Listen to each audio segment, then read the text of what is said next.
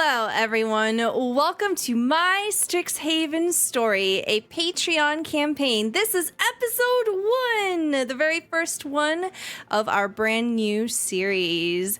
Shout out to all of our Patreons.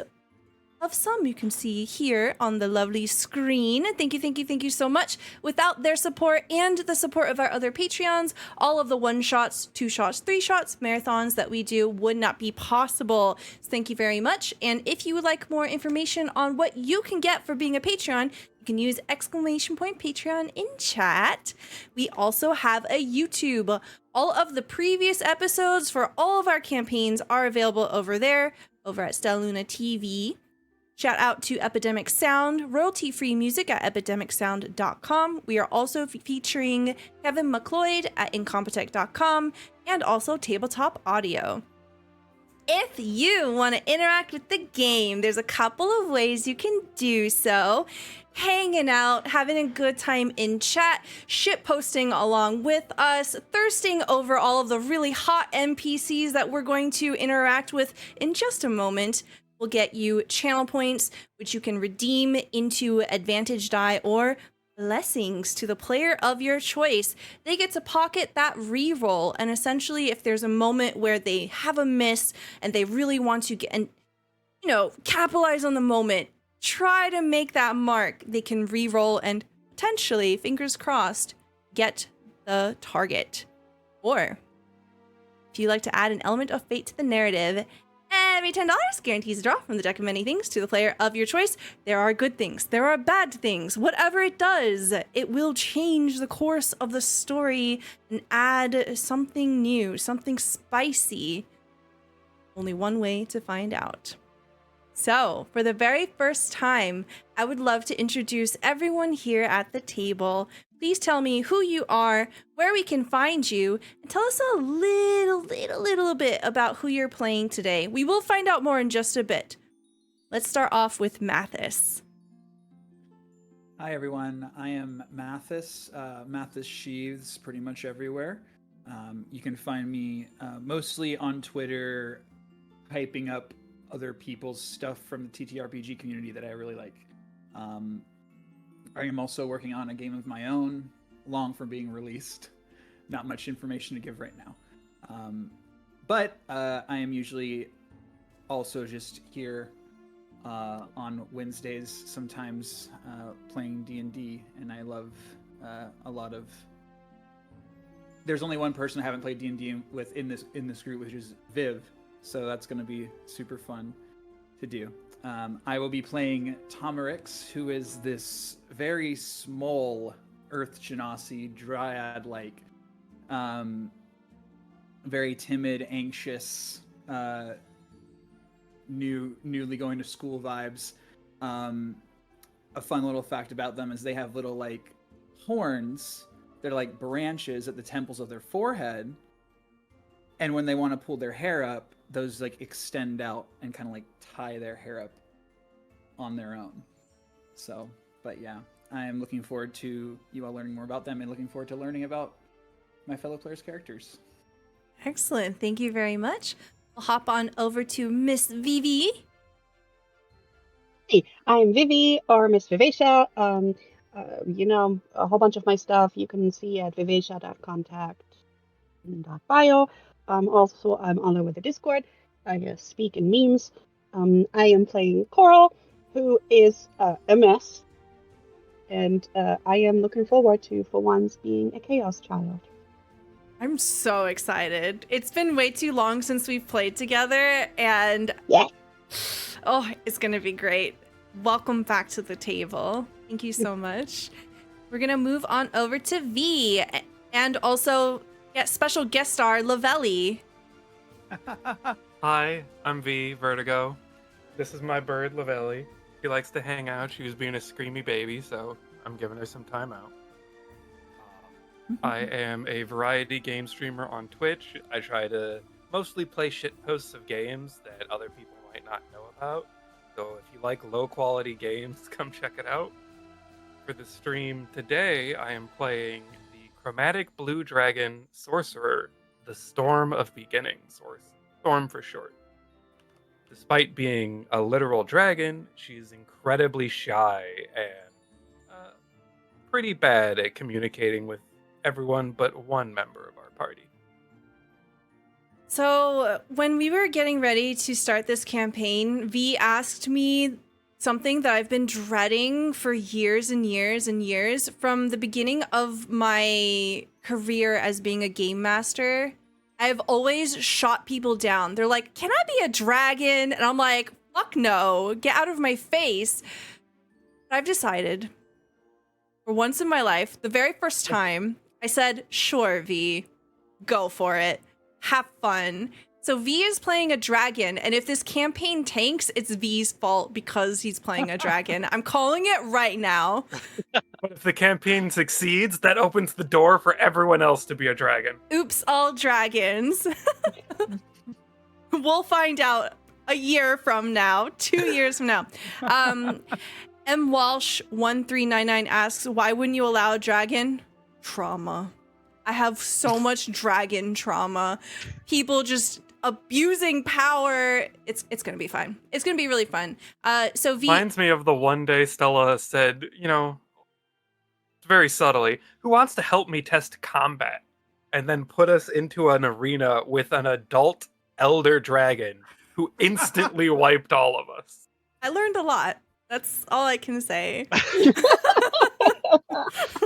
Thanks for being my guinea pig. Someone had to do it. But thank you very much. I'm very excited about your character. It's gonna be fun. We're gonna pass it on over to Willow. Hi. Hi everybody. My name is Willow. My pronouns are she, her. You can find me on Twitter at Ariadne's Weave. I mostly just crack jokes and repost things, but I also am working on a TTRPG of my own. What I can tell you right now is that it's an online social deduction game. I'm going to be playing Melody, a Warforged barbarian, also she, her. The fun fact is probably that her big blue space buns are actually exhaust ports. I'm so excited for your description. Oh my gosh. Willow's character is probably one of my top 5 favorite characters, like concept wise, that I've come across this year. So I'm a fan. Thank you for joining us. Pop on Thank you over. for having me. Yeah. Pop on over to Zombie. Hi. Hello, I'm Jacob. I'm Zombie. I am Z. I'm name to call me. I'm the lore keeper and Captain Z of the Digga Ship Clip. I probably do too many clips, but that's up to your own discretion. Today I am playing Alexander Tolm, who is a Dragonborn. So yes, there's a dragon and a Dragonborn, because hooray. My first time ever playing anything like that. So I thought it'd be kind of different. The special thing about him that I will say is that he is very, very much into mysteries of any kind. Ancient mysteries, televised histories. He has a favorite book series on mysteries, favorite television show, all that stuff that may or may not get into, but that's my little fun fact for him. But if you are ever so inclined, I do have a Twitter at ZombieFighter89. I believe I've posted it on my threads and my Blue Sky as well, although you can't really pin anything there, so you'll have to do a little bit of digging. You will find a pin tweet there on Twitter of a Google Doc sheet, and I have it pulled up in front of me because I like to have a little bit of reference. On there, you'll find all of the different work that I've done. Some stuff has been marked as paid, some has not. Of different stuff that I've done over the years. One that I like to point out for highlights, because I've done highlights for Stella before, is the RE2 montage screaming that happened. Stella and V played RE2 together. Sorry to interrupt you. I made Willow watch it. I've seen the whole thing. Oh, that's amazing. It's really good. Yeah, Thank you for making that. Oh, you're welcome. Of course. And then I've done other stuff too with Monty Hall as well. I've done one shot where it was a honey heist that was live on YouTube there. And then I've done clips for various channels, Stella Luna, Bad House RPG, Transplanet RPG, and then of course I do promo videos for all of the different games. Considering this is the first game, there was no real reference video for me to use for this one. But episode 2, I'll have something up, and I'll put a brand new little spot in my Word doc sheet as well for this channel. So, but if you know anyone who needs video editing work or clip work or anything like that, please get a hold of me. All of my socials are there, and in my social as well, I think there's like an email as well for my business. So, all kinds of fun. Thank you very much. Very, very appreciated. Now, we begin our story.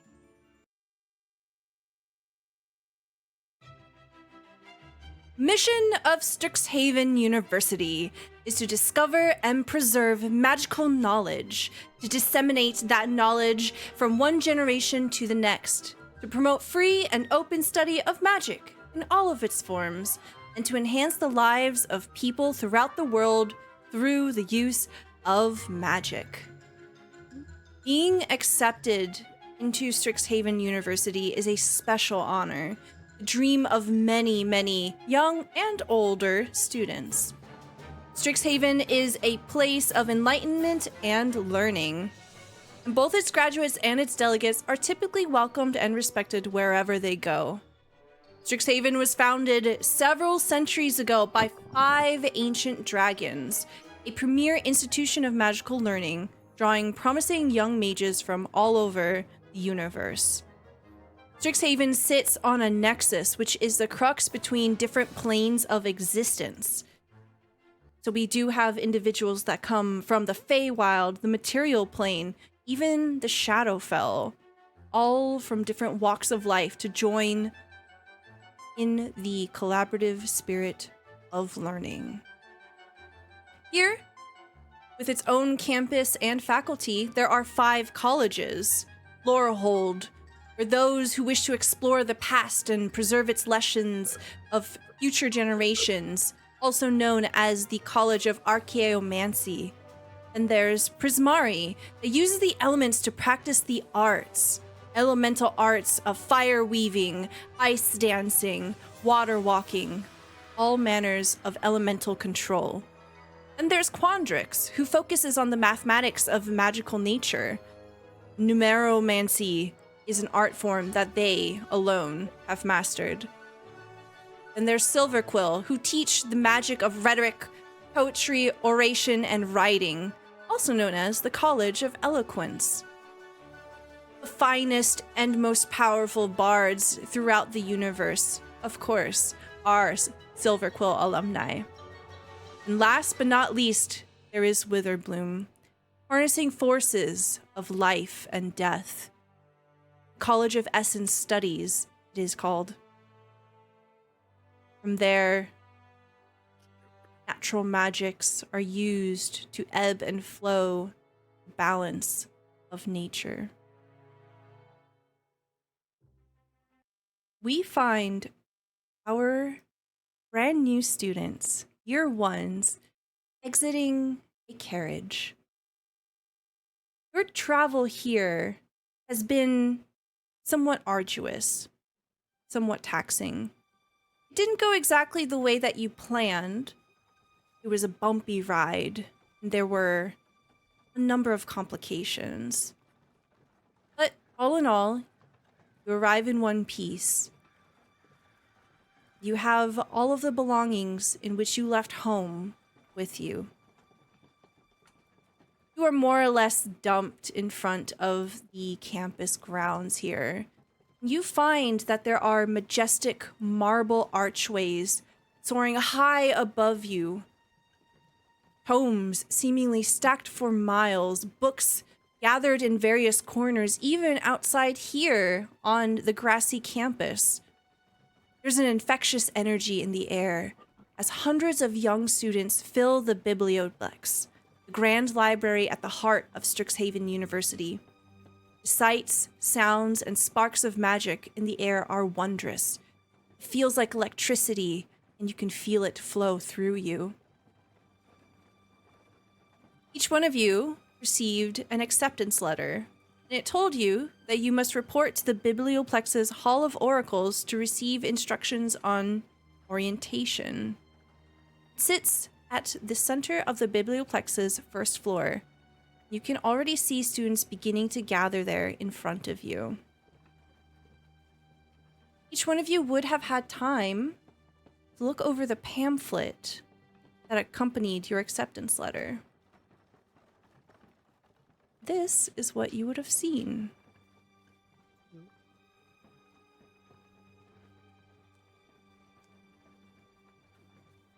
You would have seen an illustration showing the different colleges. At the very center is the biblioplex that connects and bridges the different colleges. To the north is Silverquill, to the east is Quandrix, to the west is Lorehold, southeast is Witherbloom, and southwest is Prismari. You arrive here in the annex, some distance from the biblioplex. You are one of a group of about 20 other students. The carriage that brought you was only one compartment of many, and you can see that people around you are trying to get situated.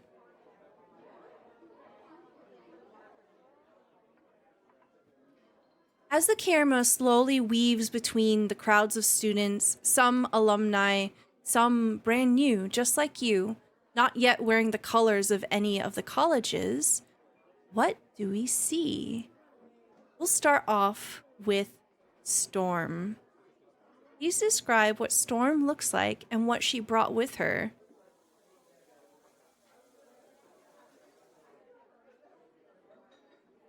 You're muted.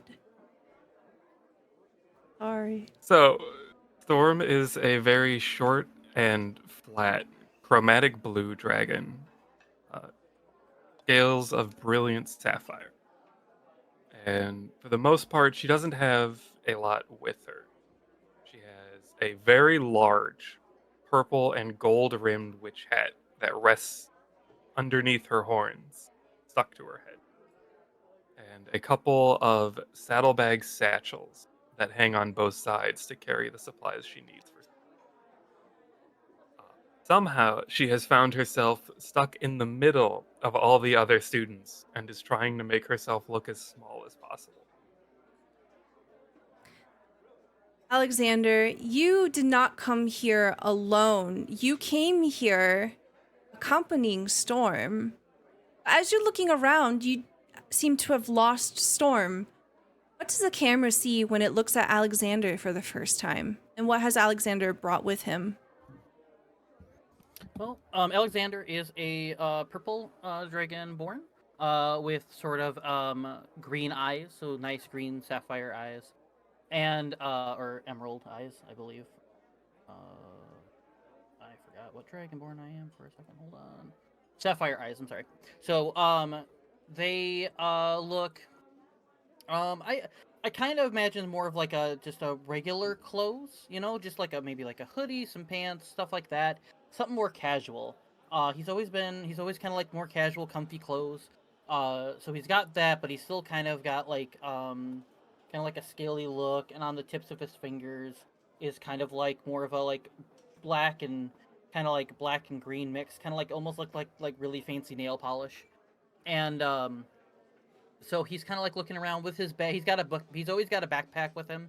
So he's got his little backpack with him, and he's got like during the crash, I'll just say like maybe during the stop or whatever when we huffed out, like maybe stuff got like it sounded like stuff got rearranged in there. So he's opening it up. You can see different books, a couple of the book series that he likes, all that stuff, and he's kind of like digging around, collects it back together after seeing nothing's missing, and he looks around, and he's like looking and looking. Are we already off the train at this point? Yes, you were essentially Okay. standing on a platform that has a couple of different pathways. It bridges off towards Prismari and Witherbloom colleges, and also the most prominent walkway in front of you, basically where you're supposed to eventually go, leads up to the biblioplex, which is the main platform. Okay, so he's gonna start looking around, and it looks like it's a pretty open area, so I don't know if there's too many places he can look under or look by, but he's like, Storm, where the hell did you go? I just saw it. We just came off the... Where could you have gone? Where are you, bud? And he'll keep kind of looking around for him as well. I Okay. think. Yeah, so you start looking around for Storm. Storm, you absolutely hear Alexander's voice. Do other people start like looking around when they hear the call out? You do see a few people kind of turn to look over in the direction of Alexander, but everyone has papers and bags and things. They're quite busy and quite occupied. They don't focus for very long. Uh, so Storm curls their tail around themselves and puts their paws to like fold the hat over themselves as they essentially just turn into a big ball with a very large hat. Okay. So, Um, can I Alexander. like do? Can I do? Yeah, I was gonna say, can I just like I don't know, investigate or something to see if I could find like because I would know that they would have the big hat and all that. Yeah, absolutely. Go ahead and do the first roll of the campaign. You can roll Yay! perception, please. Perception. That's a No. nat one. Okay, no, Damn. this is perfect. There's a Great. lot of chaos going on. You see, just as you start looking around, trying to seek out Storm, that another carriage has arrived and another wave of people come stepping out onto the platform. And a lot of the previous people that were around you in the crowd begin to move towards the biblioplex. It is basically initiation day, so it makes sense that there's a lot going on. Orientation is just going to be constantly going on for hours today, and it Right. makes sense. So as you're If I- looking around, Let's say, if I may, I'd like to like everyone's kind of coming off. Can I say that there's like someone with a similar looking hat or something like that, kind of similar size, similar hat? yes. So Alexander will go up to them and say, "Storm, are you okay?" And then like as soon as he like taps on their shoulder, sees them, and realizes it's not them. Oh, I'm sorry. I'm looking for a friend. Oh, it's quite all right. And you see this trim, tall figure. They have this glassy, silvery skin, perhaps a changeling, and they kind of brush off where you touched them. They look you up and down, sort of slyly, and begin to step away with a bit of an attitude. Remember not to touch people. It's not everyone don't like that. Okay. And then he's gonna start just looking for Storm at this point. Okay. So as you're looking around, Melody, you are one of the people that step off of the second wave. What do we see? What do you look like? The very first thing that people see is a very large trunk being carried down as I walk off, like down onto the platform that I set down, and is just as tall as me at a nice round 6 feet tall. I think the first thing that probably catches your eye is pink hair. Bright bubblegum pink styled into two very large drills around her head, with big blue space buns flanking either side. Moving down, her eyes are this bright, gorgeous blue. The most striking thing about them being the pupils, or what is designed to look like the pupils, are entirely white. Um, Blinking around, looking animatedly at people, tracing the way that their lips are moving to try to get any bits of conversation she can. She's wearing a lady's riding coat that is cinched up at the waist with the chest open. The top part of her chest catches the light, and it is revealed to be jewel.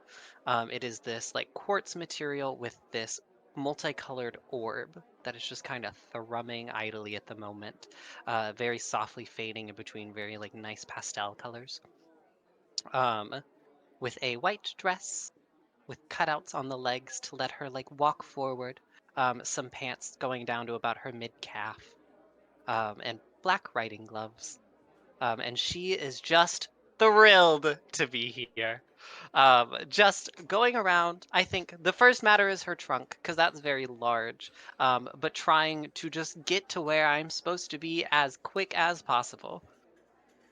Very good. You, as soon as you disembark, begin to move through the platform, and we see another passenger that had accompanied the same carriage as you, Hamerix.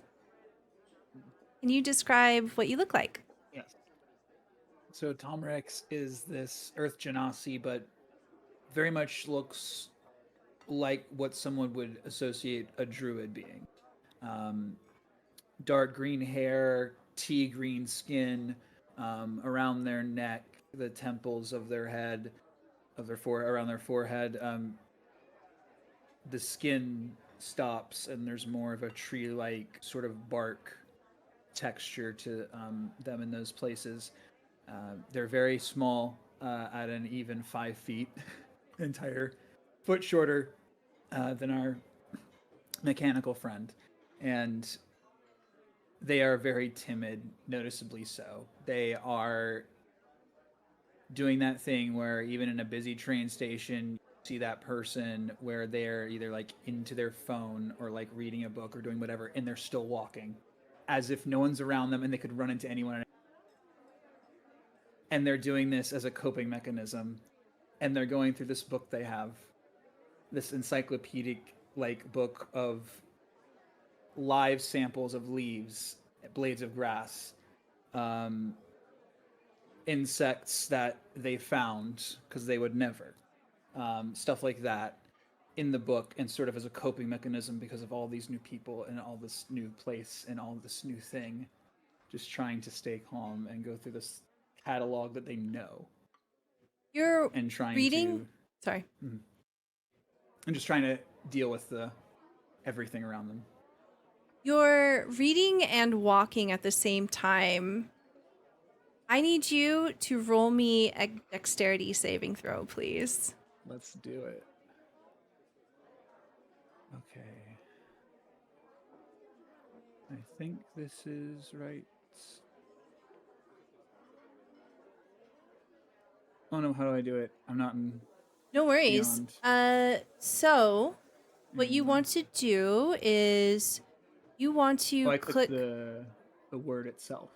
Yes, there's a box that says saving throws on the left side. That's right. Okay.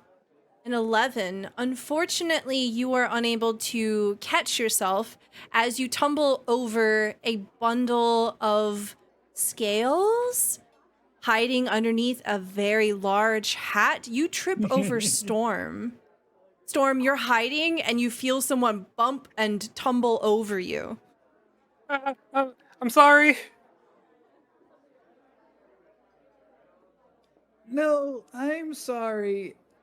But when you turn around and you see the voice that said this, you see the most like defeated little blep of a person on the ground, just like, oh man, not again, because you can tell this is not the first time Tomerix has had this happen to them because they weren't paying attention to their surroundings. I shouldn't have been. I'm sorry I was in your way. No, I don't pay attention to anything. And they, get up, brush their legs off. They're wearing this very thick hide armor, but it's mainly just covering like their torso, like Lion-O from Thundercats vibes, bare legs, bare arms, but very thick, durable hide armor. Like, you're like, whoa, why is that so reinforced? And they're just looking, I guess, level with Storm, because you said they're not like super tall, even if they're wide. They're even like super curled into the ground, so they're shorter than they normally. Definitely lower than 5 feet, I'm guessing. Mm-hmm. So there's so in that case, Tomerix, as a shorter person, is just trying to make themselves not too big to not be intimidating, and is just like, it's okay. I hope I didn't hurt your leg or your tail or whatever it was. I wasn't looking. I'm so sorry. You just see a glint of pink as the brim of the hat rises off of the floor slightly, and two little slits stare at you from underneath.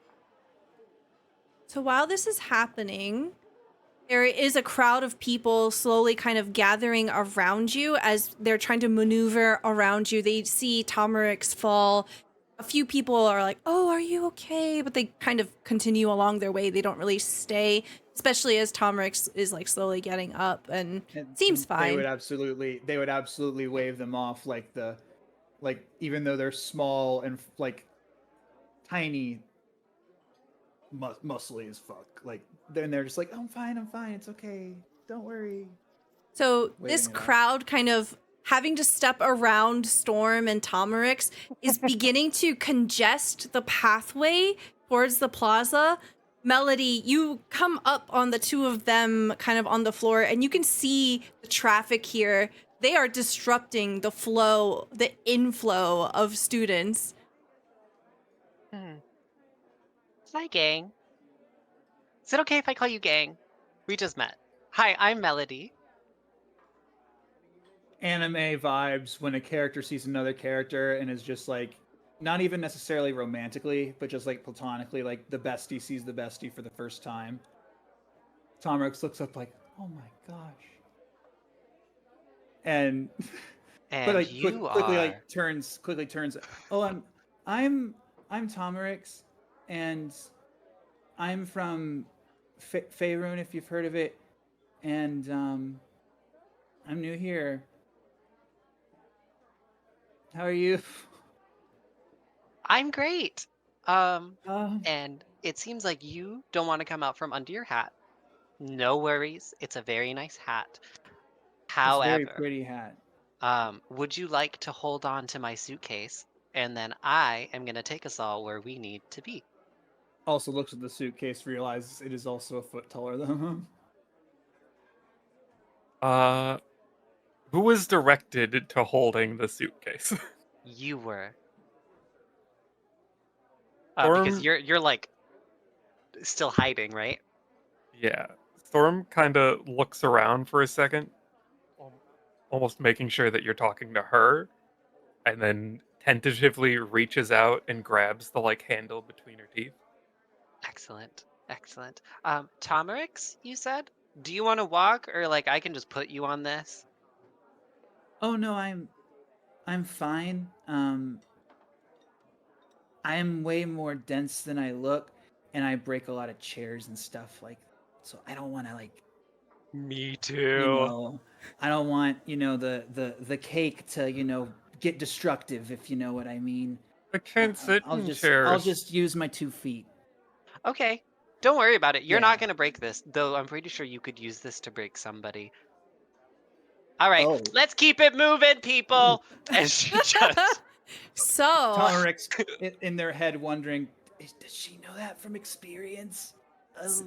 so Melody, you get to enjoy a card. Thank you, V, for 2 card draws, one for Melody and one for Coral. So we'll start Welcome off to the with- game, guys. Welcome to the game. So Thank please tell me you. when to stop. I waited a long time before, so stop. Okay, and then let's pull Corals now. Please tell me when to stop. Stop. Hey. He always makes that face. I know. Got a bad card. No! Mel's got a Melody- great poker face. Yeah, Oh, dude. stone cold So every good. time. So, as you're kind of calling out, Alexander, you hear someone speaking up towards the crowd, and as Melody is trying to tell people to hurry up, essentially, but in much kinder words, you see Storm kind of like hanging off of her luggage. You see Tomerix and Melody all gathered together. I guess Alexander will kind of run up and go, "Hey, hey!" And then he'll like, try to get like I guess Storm's attention. Like, "Hey, Storm, I'm right here!" And runs over and kind of sees the two of you and goes, "Well, looks like Storm here made some friends. How are y'all doing?" Excellent. Making friends, as you saw. Mm-hmm. I have a quick question for Melody. Hmm? How heavy is this suitcase? Super Ah. duper. So if you look over at Storm, you may notice that she is struggling to try to even remotely lift this. Oh, that's no problem. It's on wheels. Oh, I think the question here is Melody pulling the suitcase and Storm is just riding this suitcase? Or did Melody give Melody's suitcase to Storm so Storm can pull the suitcase? Oh, no. No, you're not my chauffeur. I went under I'm the having- impression- Storm took it to mean like carry No. this for me and didn't argue back. I like gave it. I like am letting you hold on to it as I walk Think of it like a leash. Completely. Voluntary leashing. The two have Or an completely arm- different an arm to understandings of the steady yourself situation. on. Yeah, it's like a dolly type, so there are wheels at the bottom. So she's like getting it along, but she like can pick it up and was poised to pick it up as she was like meeting the congestion. So, Alexander, you see the bundle of storm that you recognize, and as you do, all of you hear a crash from the direction of the carriage. As Coral, please describe your introduction into the scene and what you look like. Well, you see a pretty tall blue person, like fall out of the door. Basically, she's Russian. She's a Triton. You know, her skin is blue. She got kind of blue hair with a little bit of a green tint. There's stuff stuck all in it. It's a big old mess. She also has one of those rolling trunks. Stuff is sticking out at the end, like she just shoved it in. She got like a big backpack, and kind of what looks like a bubble full of water and plants on her back, and it kind of slushes and kind of puts her off balance. And she just, stuff is hanging out, stuff is falling out of her backpack, and she just stumbles.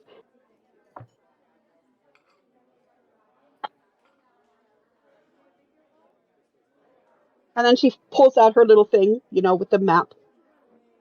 And she totally has it upside down, like, I need it though. And I'm totally talking to myself. The sound of the crash does draw everyone's attention. You can see that the congestion has slowed down even further as people are trying to pull their big luggage across. So you're going to have to wait a minute.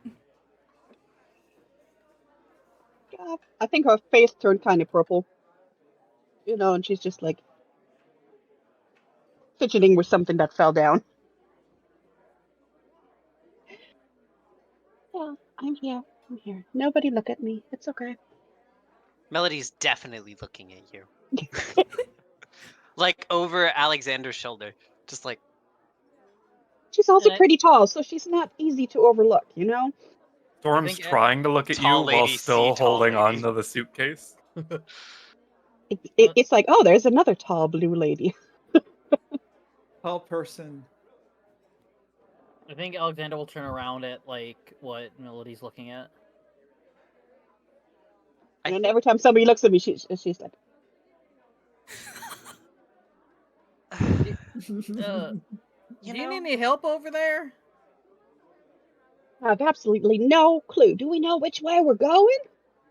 Nobody's moving. It almost looks like we're just one big line. I don't know, but I'm also confused. This is a big cluster of people. Yeah, I don't think anybody knows where they're going, but I don't know. Forward, right? True. Just follow them because, yeah, somebody must know where they're going. Well, everybody's stopping and staring, and it's just not good. Nobody knows how to walk anywhere. It's just They'll like New York. remember us, though. It's just Like all like those yes, rubberneckers. yes. You never seen a Triton fall before. You never seen a No, dragon in New York? I've never seen a Triton before. Actually, I'm trying to walk here, people. You see people just standing in the middle of the street, looking at their sending stones. Jeez. Kids these days and they're sending stones. What's a sending stone? Even back my sending stone? Oh, I can't look now. Wouldn't it be like a shell? Like a pearl. Ooh. Are people moving around us, or are they just staring? They're sort of staring. They're kind of looking at their own pamphlets and looking quite impatient. And the four... Always yelling, Coral is just slowly moving closer. Yeah. Melody. She doesn't know who Melody is, but Melody is talking to her and is taking the attention so out of her. the way that I imagine this is basically there's like a dam of people in front of you, and the five of you are like at the back right now. So you're kind of forced to talk to each other a little bit here. But eventually you see the line slowly moving, but you're moving as a unit. But it looks like it's moving, but it's just slightly moving, like not very fast, like So I think we're going to be waiting a while regardless. So we may as well just find a group of people to go by and just move when they move, I guess. You mean Now like that- this group of people? We're all standing around talking to each other right now. That's true. Yeah. Girl's like hibbling, trying to look over people, probably smacking people with the water bubble while she's turning around. You take Stay someone out. here. Ugh. Plot. Wait, wait, But wait, it's wait. soft, so it's just like, Yeah. My manners. Okay. I don't see anyone else coming to join us. My name is Melody. Um, Alexander? okay. Coral. Nice to meet you, Storm Coral. points their tail at Alexander and says, "That's Alexander." Again. This is Storm. Excellent. I'm Tomerix, but if that's too weird, Brenos tells me it's Tomerix. But you can call me Miri too if you want. Thomas. I like- Got it. I like me. Storm's kind of a Me, nickname. me, me. My whole name is the Storm of Beginnings. They still have their mouth around the handle that's of a the beautiful name. I suitcase. love it. Yeah, Mhm. I really like that. I just have a designation. I'm bad sometimes about introductions because I don't know if Storm wanted her full name out there or not. So that was on. I was trying to be considerate of her, but I wasn't sure if I she mean, just I wanted get the it. I mean, nickname. Yeah. something names are power, blah blah blah, fairies. As you Yeah. say Where? that, you can hear the din of conversation slowly diminish as up ahead, someone clearly wearing robes. You can see that they are the striking colors of silver quill, white and black, split right down the middle. They carry an air of eloquence around them, giving themselves the presence of perhaps a dean or a professor. You see them lift up their hand and magic begins to pool around their fingertips as all of a sudden a dimension door forms and people begin to walk through as the professor calls out, "All right, come on. Let's help with some of the traffic here. Step on through. Come on, come on." And what it looks like is some people are trying to inch forward on this platform, and then other people are essentially stepping through this portal, and you can see through the portal that it is the plaza of the Biblioplex. How cool does this portal look? Very cool. It looks Uh, like hold on. Mention door. It looks like an error has occurred. Okay. Oh no. Yeah. It looks like a bunch of purple and black squares in a grid. Or portal not found. They're in the abyss now. Oops. Oh no. They're just Remember, dead. guys, The error has occurred. I didn't going realize into it the was that portal. kind of magical school. The tone has Yeah. shifted radically. Yes. Hey, you wake up in hell. As soon as Storm sees this great display of magic, she forgets all about the suitcase and just rushes through the door. Oh, fantastic. A storm, hold on! And then Alexander immediately runs right It after. looks like a level 4 spell. That's how cool it looks. Nice. Is it two-way? No. It's a one-way door. You see as Storm kind Yeah. of rushes through, Storm tumbles out onto some grass in front of a very large, tall marble building. Seems like it's a good shortcut. And then Alexander probably be right behind. Does he have enough time to stop, or does he trip over Storm? You trip over Storm. If it's one way, that means from my perspective, the door's just gone. Right? Yes. So out of So nowhere, Storm is Alex, just looking around, where'd it go? and then just boof. Poof. Storm! Just fucking fall right on top of her. Oh, I'm sorry, Storm. Wasn't that It's a door lot- just there? It's one way. Oh, well, I hope we went the right way, because there's no going back now. On the other side, keep moving. Come on. Don't dawdle. Stop looking at your sending stones.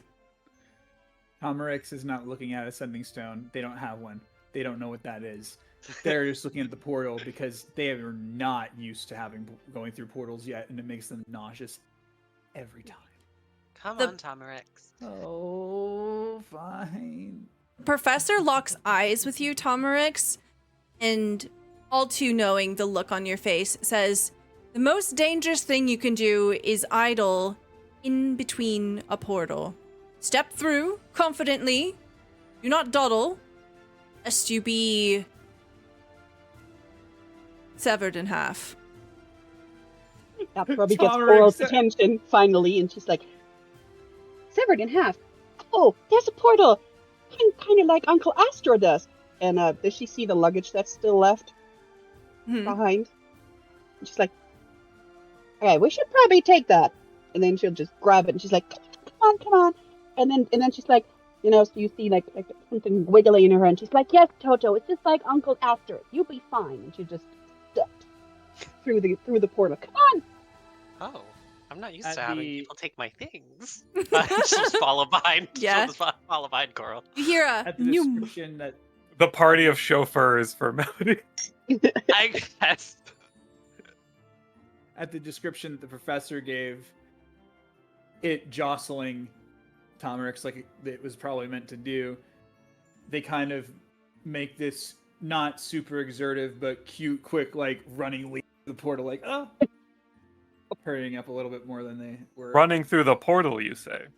Are you bouncing no. off my water bubble? Jumping, run. Boing. I'm getting some air time, Boing. some hang time. I'm So you're What boing. is- in the what is air while airtime two with your people are whittle bag? collapsed in front of the portal.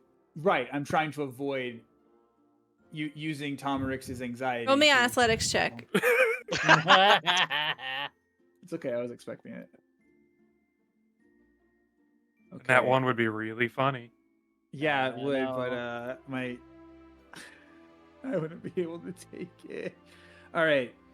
I have an even athletics, so I at least don't have a penalty. Okay. 14. Yeah, you clear it just fine. Yeah. You stick the landing. Oh, it's not anything pretty. It's not like a superhero landing like a Deadpool or a Black Widow or anything. Superman. It's just a very like, oh shit, I maintained my balance when I hit the ground. That cartoon style, like arm spinning to Yes, stop yourself exactly, from falling forward. like in Genshin Impact or Toyo games when the small characters stop and they're like, whoa, Whoa. like that. Whoa. Melody, do you also go through? Oh, absolutely. I just step in behind Coral because she took my things. That's so Aw, nice. Yeah. Okay. With everyone transported through, you behold the Biblioplex for the first time. You see a grand building that far exceeds any other building you've ever laid eyes on before. It's the height of a tower with the width and the breadth of a castle. You, the very first time, are here. Yay. You can see that there are a number We of... did it. First We made- objective clear. Eat it. Yes, you did it. We level up. You do not level up. Shit. Ed. Well, Nice my try, sunglass. Yeah, I know. I almost said it too. So, you have been transported directly to the central campus here. You can see that this building has a number of stairs, even leading up to it and within the building. The front doors they have these large iron knockers, and you can see that they have been pulled aside so you can look straight through.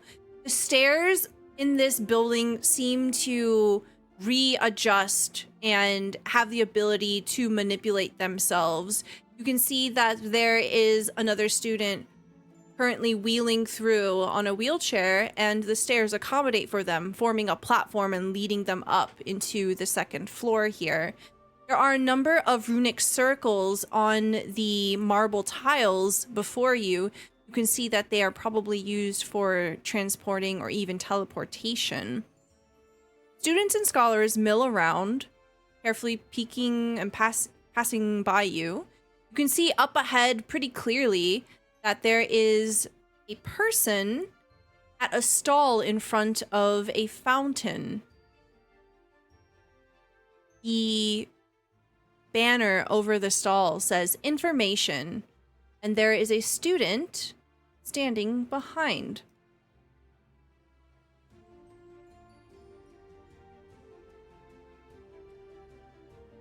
Welcome to Strixhaven.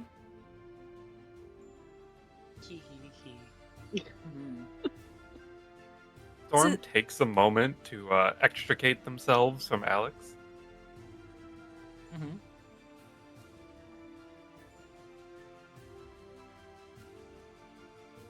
You are extricated. Who's next? You can see that there's a line forming. The other people that you had seen on the platform, not wearing any robes, clearly first years, are forming a line in front of this person. Oh shit. I go to grab our place in line. Yeah, I think it's right there. Great. Do y'all I join can't let these- Melody? People beat me again. Storm wraps their tail around Alexander's wrists as they walk together. Aw,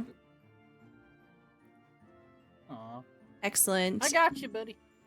So as the line begins to go through, you can see that the person's working with great efficiency. They seem to be very organized. There are a number of different boxes set out on the table in front of them. They appear to be kind of filing through, and she pulls out folders and distributes them to the people in front of her. It seems that this is probably where you got to pick up your student ID. Eventually, Melody, you come up to the desk. You see a femme person with short black hair. They are very clearly human. They have dark eyes and a bright, bright smile. Your smile touches their eyes, and there's a twinkle in both.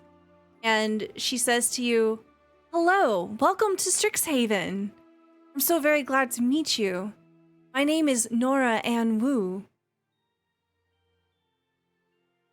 Hi, my designation is M3L0D1. Excellent. Let me see if I can find your file. You are a first year, yes? Yes, just starting. Excellent. She begins to look through the file, trying to find yours. I hope the travel was all right. Her hand unconsciously goes to where a suit pocket lies inside of her jacket. Bumpy. But magic isn't a perfect science. It's true. Well, I hope the rest of your day goes smoothly. And if you need any help, please come find me at any time. I am the resident assistant. I'm a second year here. And as you're kind of looking at her, you can see that she is wearing the colors of Prismari. She's wearing a robe that is both blue and red, a tumultuous storm of color, fiery and icy all at once. And she says, I provide some counseling whenever any other students need it. So if there's any homesickness or if you need me to advocate for you, just let me know. Thank you so much. That's very kind. I don't really have much to offer you yet. Oh, you are so And sweet. you hear a crash behind you, and the door flies open, and Coral falls in because she was looking in a different direction instead Well, of I paying know some attention to the wonderful people. scoop. Are you okay? It's good. I was just looking around, and I didn't. Well, there was a. It's okay. Always pretty here. You're pretty too. Yeah. Hi. I'm Oh. Coral. Coral Bryan. You see Nora blush at that. Nice to meet you. I'm Nora. And she waves back enthusiastically.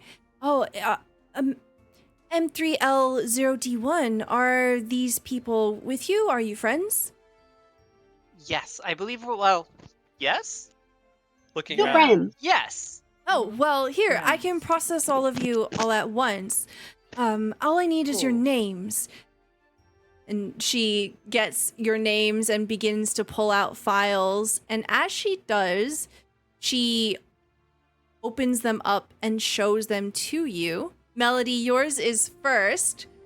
When Nora Ann Wu opens up the file, we see essentially a slip of paper that has been enchanted with a minor illusion spell, and it's your student ID.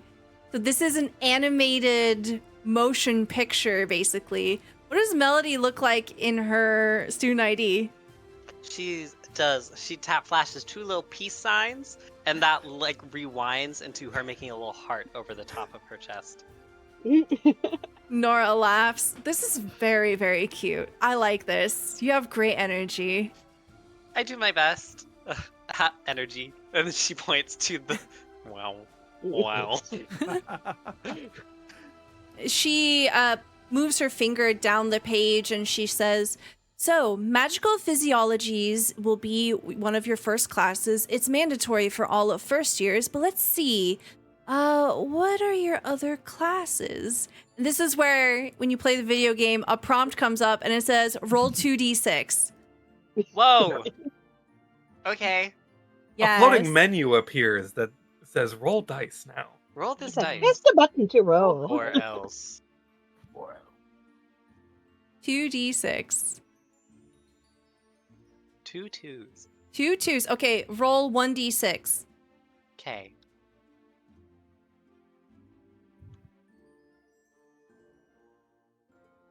Don't 3. roll don't roll another Can't believe 2. you got put into magical clown classes. Twice. Wow. All right, cool. So Comedy comes in 3s though. Nora says, okay, so you're in the magical physiologies class, but you're also in basic magical auras and beginning computational magic. Oh. Perfect. It's like I picked it. Excellent. And your dorm information will be underneath that. Let's see. Alexander, here's your file. And pulls out yours. And what does your student ID look like? So I think mine's gonna also be I'll kind of do the reflective thing.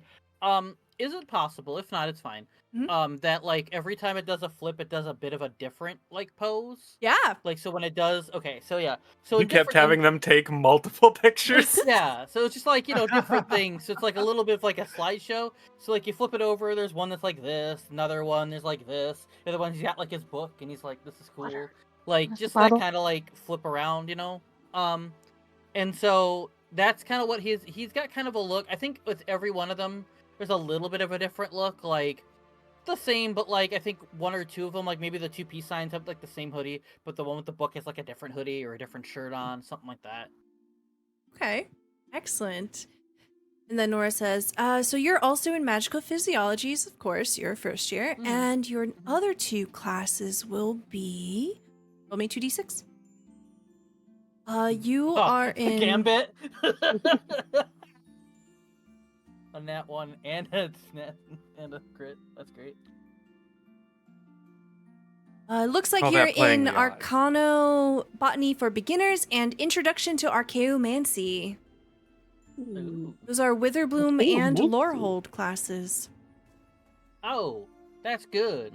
That's good because I'm going for the lower hole, hopefully. So. Oh, Wait, excellent. Nice. Wait, what are mine?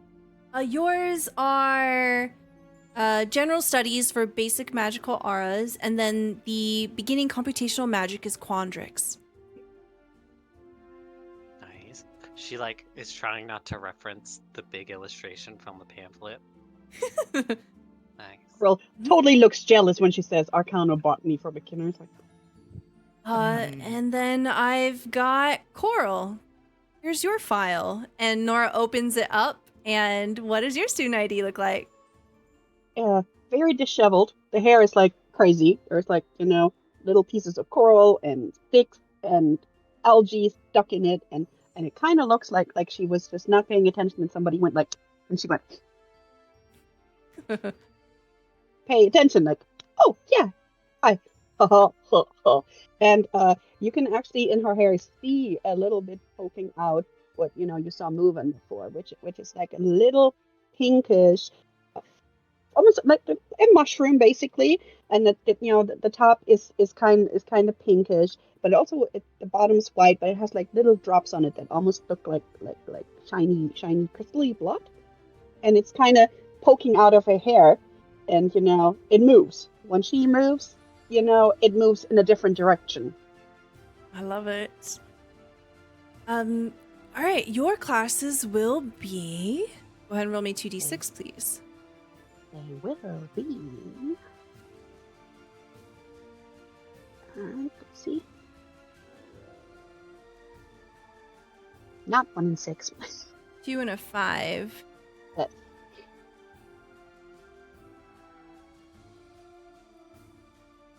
All right. Your classes will be basic magical auras, so you'll be in that with Melody, and history of magic and art. That's a Prismari class. Oh, history. Oh well, that might be interesting. Oh, I love plants, so. you can see Nora kind of like perking up, wearing clearly the Prismari colors. It's a really good class. It was my favorite last year. I think you'll really like it. Well, art is nice. I like colors, and she kind of just like turns, and you can see that the bottle bubble has like colorful anemones. So Mhm. that's how you say it, because I can read it, but and it's like just they're floating around there. Because I brought me some friends, so I love Oh, plants. fascinating. They Sorry. glow in the dark. Oh. Oh. You can see her eyes Bioluminescent. are like brimming with questions she wants to ask you, but then she, Storm, the Storm of Beginnings. Here is your file. As Nora pulls it out, Storm quickly, almost a little too fast, slams their paw onto the folder. Like, we don't have to open it. Oh, all right. Here you go. And Nora just passes it over without opening it.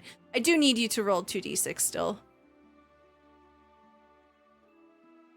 4 and a 6. Okay, so later you will find out you are in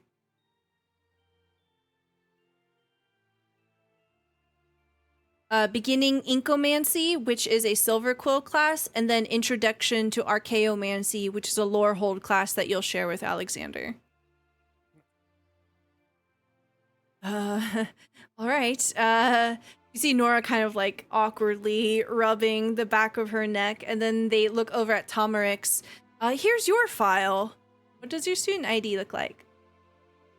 So you see the beginning of it looks like those driver's license picture, and you definitely haven't ready yet. Then it flows into like the animated thing. It flows into Tomerix looking like really nervous and kind of like waving, like not knowing what to do, being very awkward, and then kind of like slowly walking off the frame of the picture. That's cute. Yeah. And please roll me 2d6. There's a picture of Nora and Wu. Oh, With her bright smile. 2 and 3. Cora was very, very true when she said she's pretty. Mm-hmm. All right. You will also be in basic magical auras and beginning computational magic. Oh, thank you. It's the same. I appreciate. Shout out. Oh yeah, I appreciate your help and your effort with all the students coming through today. Oh, of course. It's my pleasure. I take a pretty invested course in trying to make sure everyone feels welcome. When I first came to Strixhaven, I wasn't really sure. What supposed to say? I wasn't Speaking, sure. keep speaking. Oh, sorry. What did you say? No, I was talking to Melody. Never mind. Oh, But thank you for your efforts. Yeah, very clearly, or very good at thank you. socializing. Very good. Yes. Yes. I I like to help counsel individuals. I have quite a few people that talk to me. I'm especially passionate about counseling other transgender students here and just making sure everyone feels like they're at home and they have someone to talk to. So if you need someone to talk to, just find me. I will. Thank you so much. Mhm. Thank you. All right. Have a good one. Orientation should start soon. Just continue on into the biblioplex. Where's a good seat? Oh. Maybe you should head over to the dorms first. I see that you brought your stuff with you. You won't be doing a lot of sitting in orientation. And you see that her eyes kind of twinkle. Oh. Oh, this one might be a little more physical. Mm. Excuse me. Yes. We have to wear our IDs at all times? No, you don't need to. I would recommend that you, at the very least, wear your robes when you're not in class. See Storm let out a sigh of relief at that. And then she picks up the folder gently and not carefully enough, though, as the ID slips out and falls onto the floor. What do we see when we look at the ID? So Storm had gotten very excited over the magical process of making the ID. So it's a slideshow of her getting way too close and knocking over either the person or the instrument before shrinking back and hiding under their hat. So with it on the floor, you will not be able to pick it up. It's like the thing, like when you have nails that are too long and you can't pick up your credit card off of the floor. Oh no. Oh no. Oh, So, Storm, not only does everyone see your ID, but you can't even pick it back up. Damn. What does Storm There isn't look a like? visible blush of embarrassment, but her cheeks definitely start heating up, and there's a little bit of an electrical spark coming out of the corner of her mouth as she scrabbles to try to pick it up. A group of you can see Storm struggling. I was gonna say, Storm is still attached to my arm, right? By the tail. By the tail, yeah. So, I think Alexander will get down on the ground, and then if you're still kind of struggling to grab it, he'll grab it for you. Thank you. Please put it away. Will do, and I'll throw it. I'll grab your envelope, just open it just enough to stick it back in there and get it closed. Melody's gonna like link arms with Coral. What were you saying? Saying about what?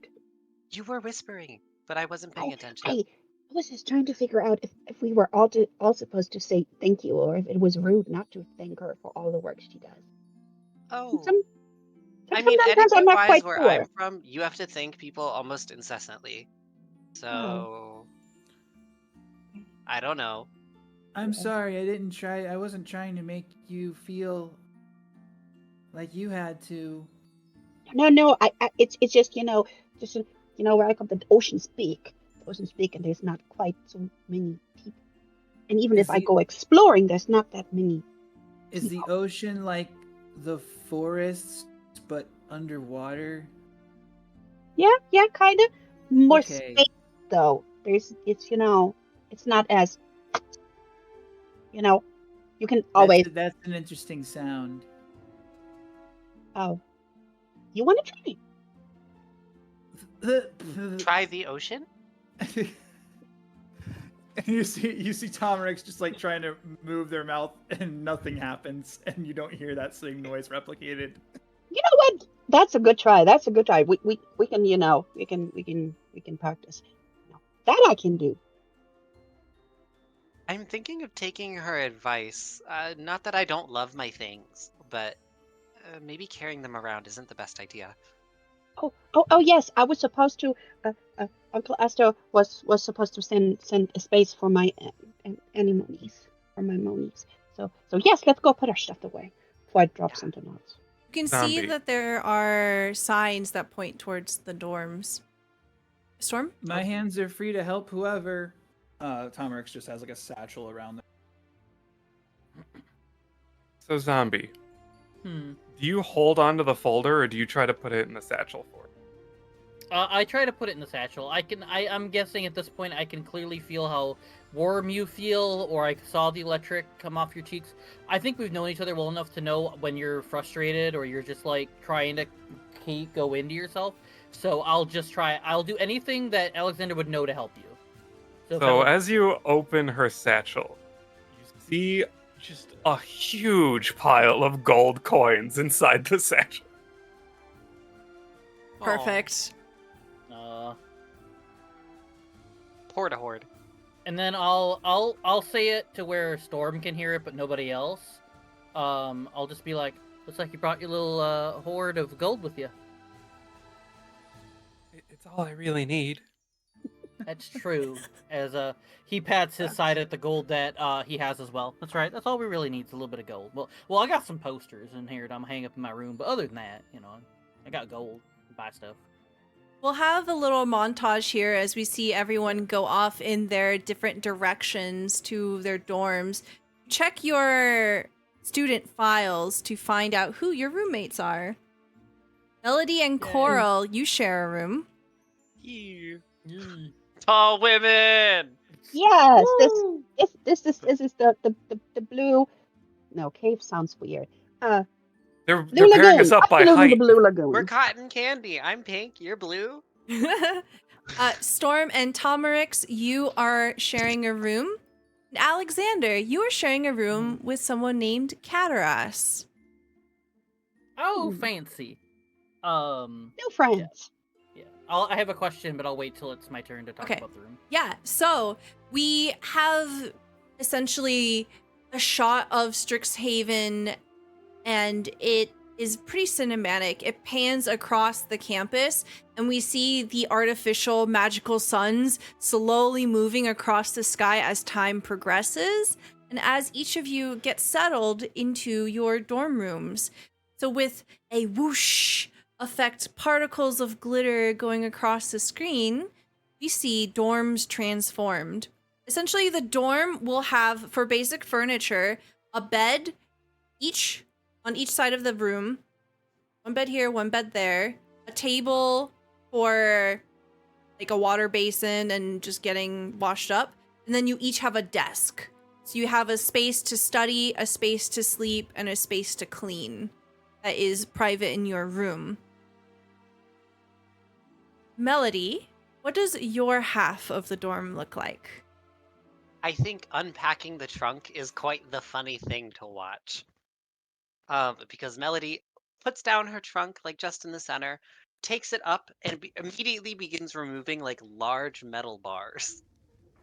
After about an hour and a half of work, she has installed them onto her bed and thrown over some sheets to make a princess canopy bed. And also added on a little bit more to the desk, mostly just a place to store a ton of very small, fine tools, with some like enhanced goggles, and a few little mannequins that she puts up some spares of her clothes on. Otherwise, it is kind of untouched. A lot of the decoration itself comes in the fabric on the beds, and she has leaned a very large halberd in the corner.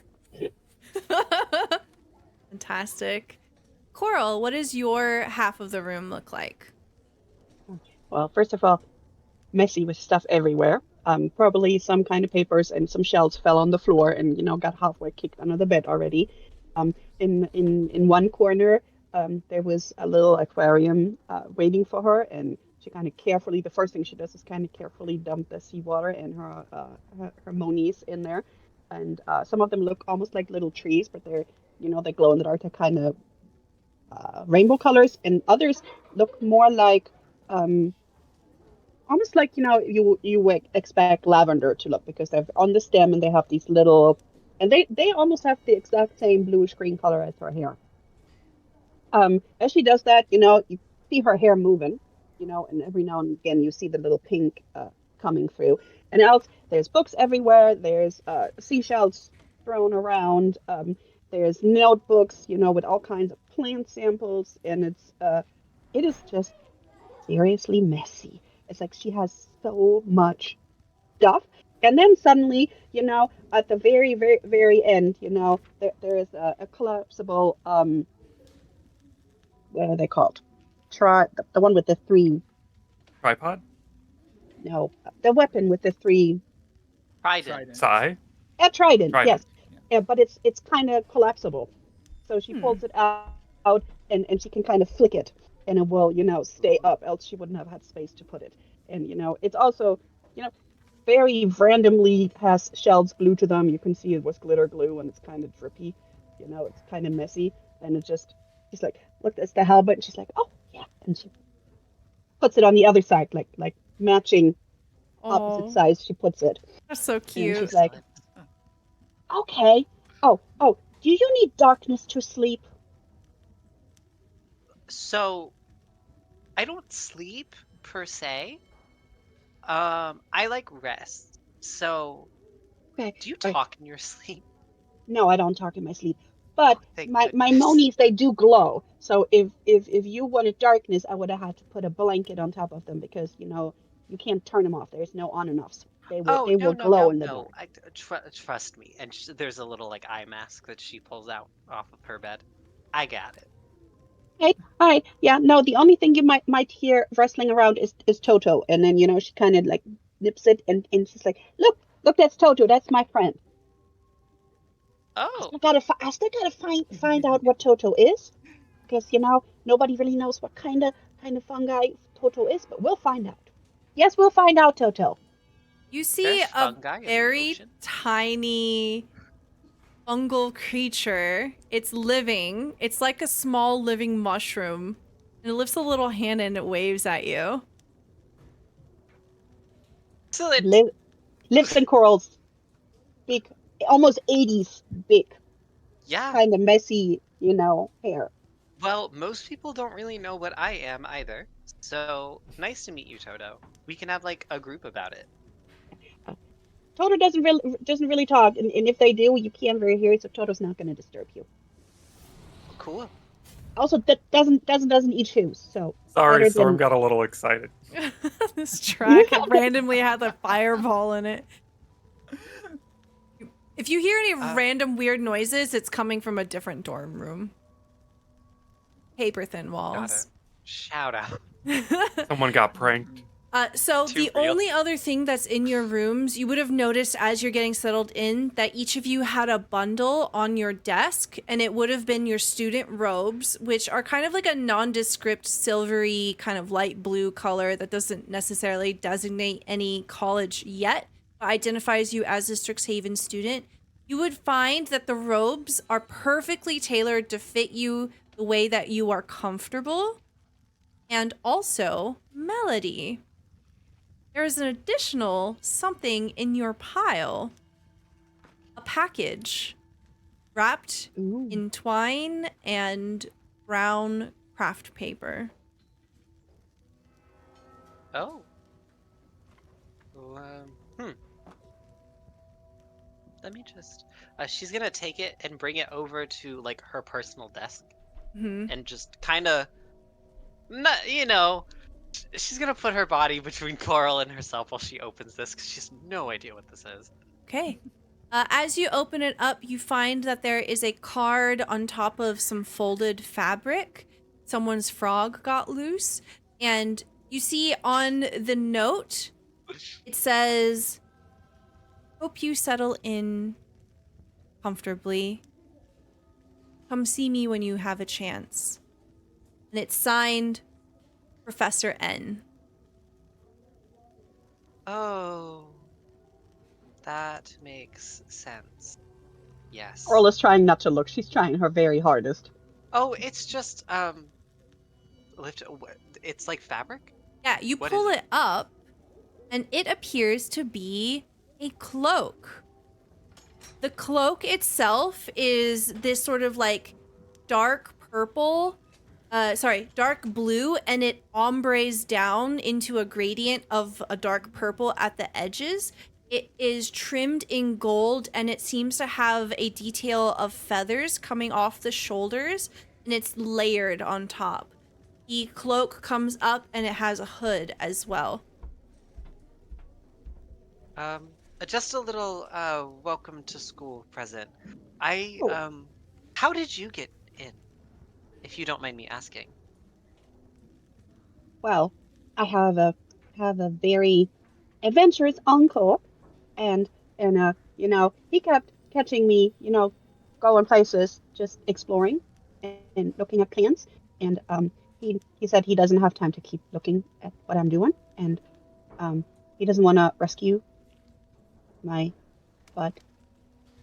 He never did, by the way, but you know what it is. So at some point he says, you know what, this is what you're doing, and he kind of said, um, you can learn about Toto, and you can learn about all the other plants and all the plants you have not seen yet. And I'm like, oh, okay.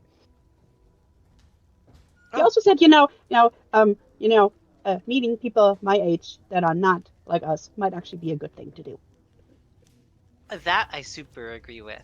Though I've never met anybody like me, so I guess I've kind of been doing that this whole time.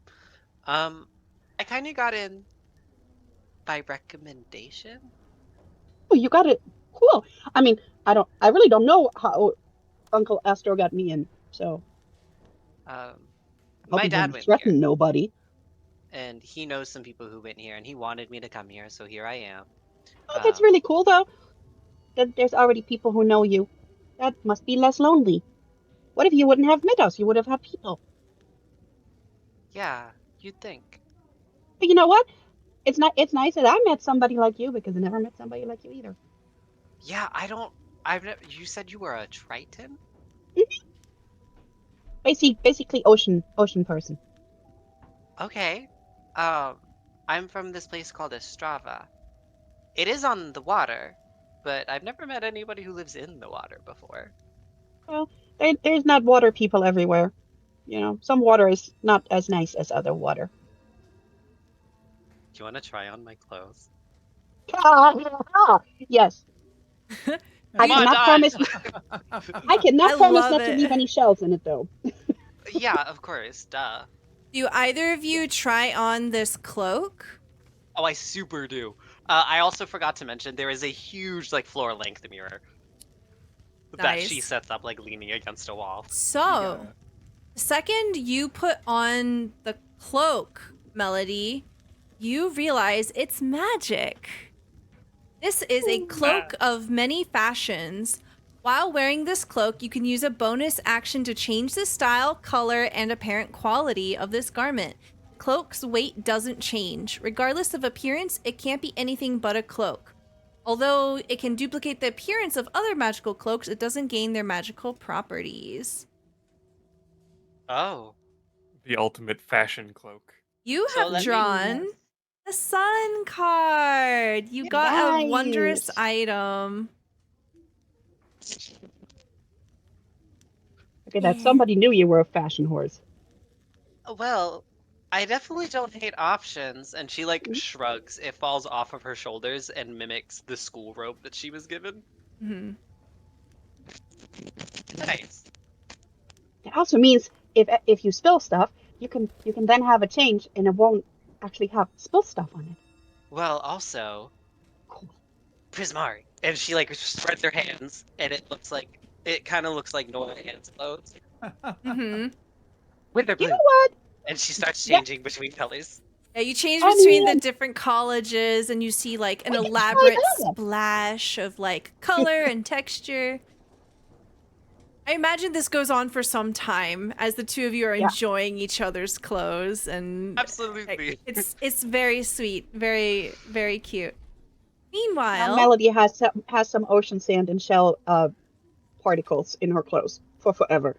It's like glitter. I'm You sure it can won't get never get rid infused. of it. it's a feature. It's just a feature. Well, Storm. some of it is like pearly or iridescent. Hmm? Yeah, Yeah. like that, shiny. Storm, what does your half of your room look like? You share a room with Tomerix. So, while it would be a big effort for her, the first thing Storm would do is ask Tomerix if they would like to turn their single bed into a double bed. Oh. I'm small, so okay.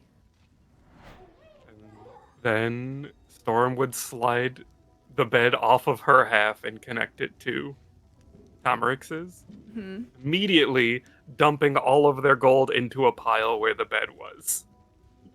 I love it. Uh, for the most part, she Okay, didn't so really bring anything with her, except for the gold and school supplies. just so you. Sorry, go ahead. The only accessibility feature the school gave her is there is a small little bench in front of the Mhm. desk so she can step up and look down onto it. You would see that there was definitely some accommodation made for you. You are welcome to the campus, and deliberate care was put into your arrival here. So while the bed's definitely not the most comfiest thing, you have comfort in trying to access the desk, and you see on the desk is a bundle, and instead of a robe for you, it appears to be a sash that you can attach to your hat. So essentially just an accessory that shows that you're a student of Strixhaven. Ooh. Yeah. Are there any other things on your side of the room? No, it's very bare. Okay. The camera pans over to Tomerix's side of the room. You now have two single beds pushed up against each other. So Tomerix thought in their brain that when Storm did this, they thought, "Oh my gosh, this is so wholesome," because they thought, "Oh, we're putting our beds together and we're gonna be buddies and we're gonna like snuggle," and in reality, Tomerix is realizing, "Wait, no, I just have two big beds now to myself, a small ass person." Tomerix is like, So- are we putting our Minecraft beds next to each other? Exactly. And Tomerix there got were really two excited. Like, Are we they making were like- bunk beds? They were like, they thought they had a bestie immediately, and then they realized Storm is just giving them their bed essentially. But you look over, and where sort of like wherever the line would be, where Storm's and Tomerix's begins, this would have happened as Tomerix came in. So, as bare and normal as Storm's side looks, it looked the exact same. Uniform room, same basic, water base and everything. As Tomerix walks in, it sort of shifts and changes. And the best visual representation I can kind of describe is if you're familiar with Doctor Who and David Tennant's run as the Doctor, where it had that almost earthy overgrowth feel with the pillars looking like tree trunks. And so it almost looks like this forest has developed in the stone and material of whatever the room was made of, and has kind of transformed itself to take on this urban forest kind of look. Very root-like, tree-like. If there were any pipes coming out, they look like branches now, essentially. And other than that, no like accessories, nothing in the way of like clothes, a bunch of stuff. All Tamarax really has is their staff, which they don't seem to have right now, but it is something that they will have. A satchel around their body, and then sort of in book they've now put back in, and they're now sort of just kind of hopped up on the bed and are looking through the book again, kind of observing Storm and what Storm is now doing.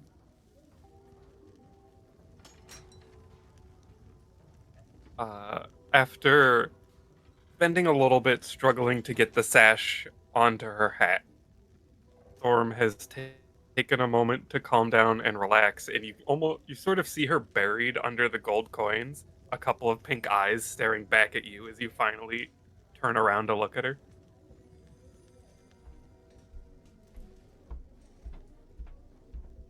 So, Storm, where are you from? And you Um, and Alex, I guess, too, right?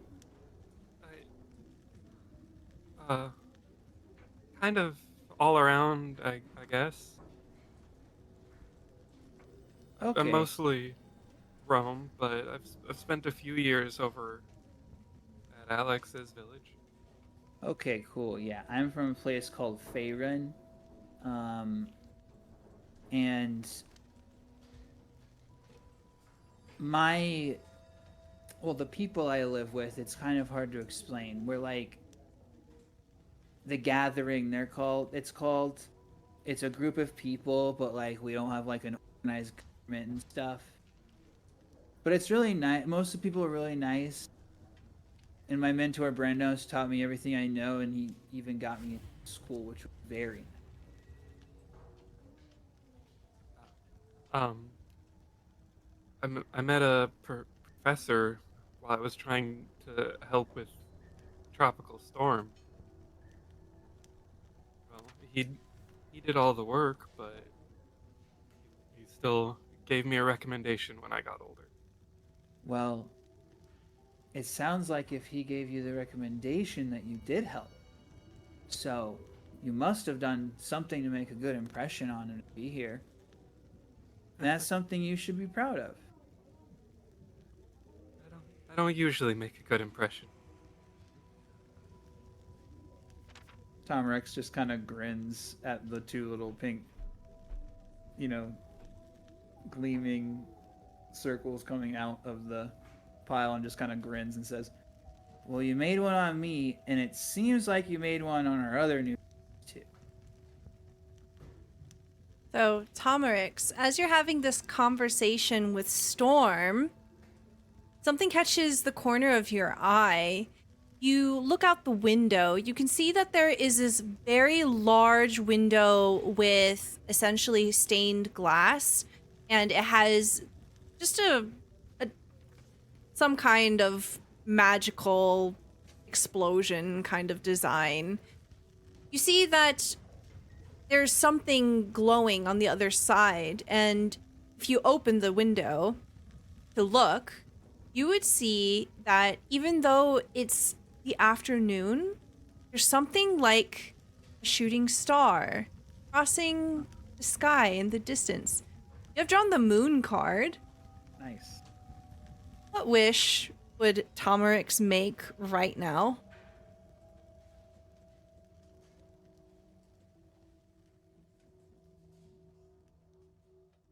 They're here for a reason. It's not been entirely unveiled to them, but they know that Breno sent them here to become stronger, to become more capable, to sort of discover why they don't seem to have this connection to Flora that they should, and how to solve that. The Dean of Witherbloom, Lisette, is someone that Brenos has known for quite some time now. Being a Furbolg, he is a few centuries old, and he's known about the existence of Strixhaven for a little while, and was able to sort of put in a good word for Tomerix and give them this leg up that while they are appreciative with or of does has no idea how to take advantage of it or how to navigate through things socially like other people might, or sort of actualize it to sort of like okay, I can use this to the full potential and make something out of it. They're going in never having been to school or anything like that before, spending most of their life in like a forest.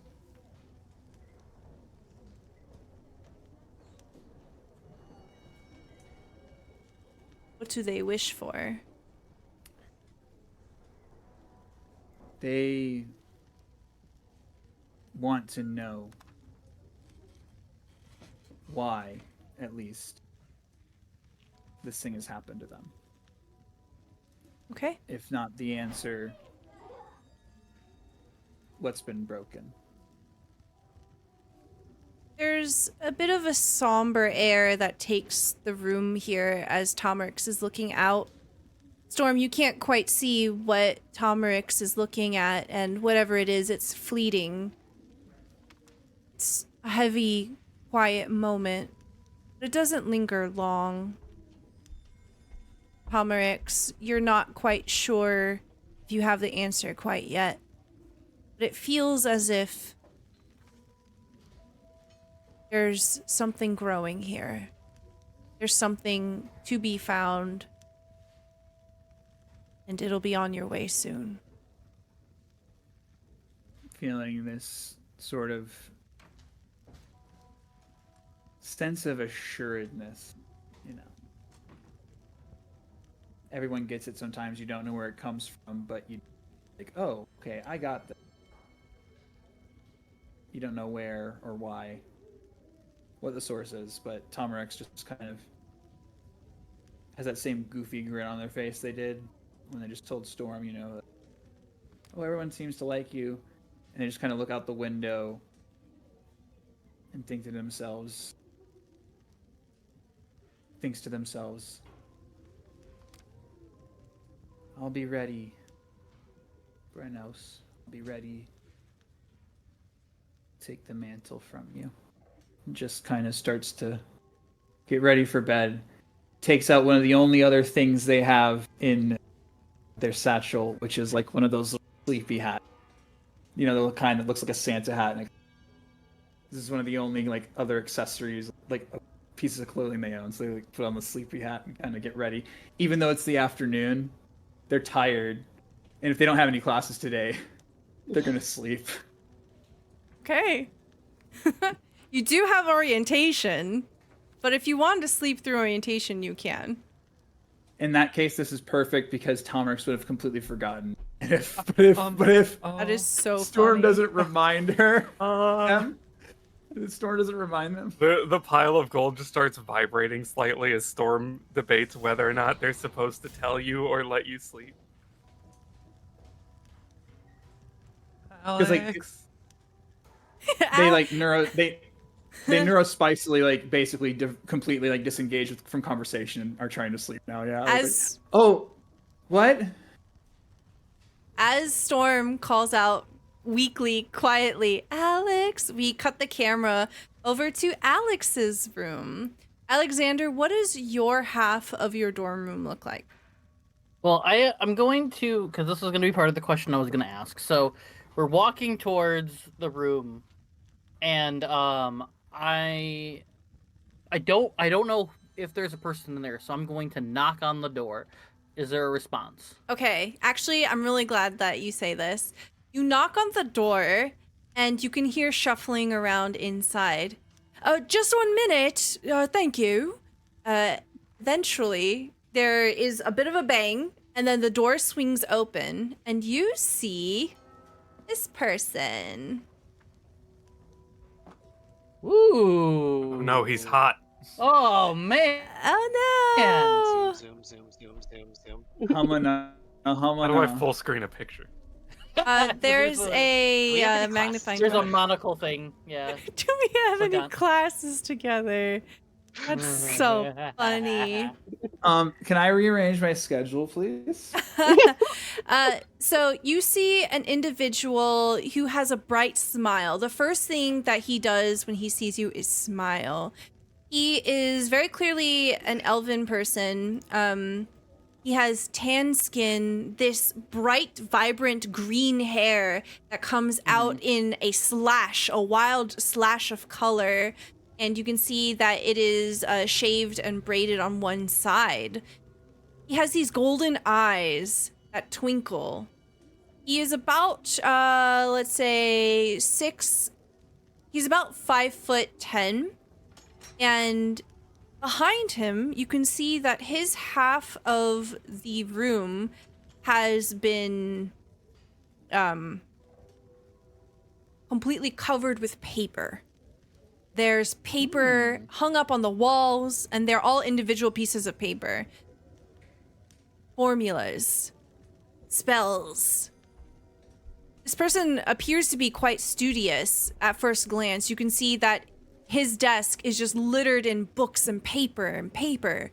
As he sees you, he pulls the door open further, and you can see that the other portion of his room appears to be an art corner where there appear to be several buckets of paint, some scrap wood, some tools to do some wood shaving and to hammer things together. Essentially a DIY station. It's nothing official, but you can tell that he has pulled together as much as he can. Oh, hello there.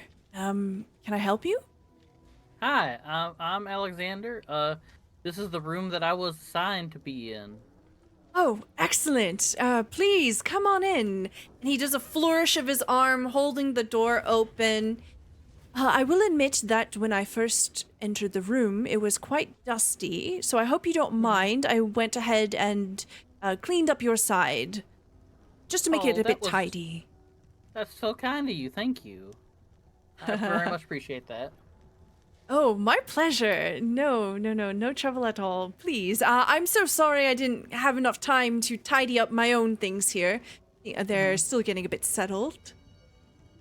No problem at all. And Alex will take his bag and kind of set it on the bed and stuff, and he'll turn back to him and he'll hold out his hand and say, I hate to be rude, I apologize. What is your name?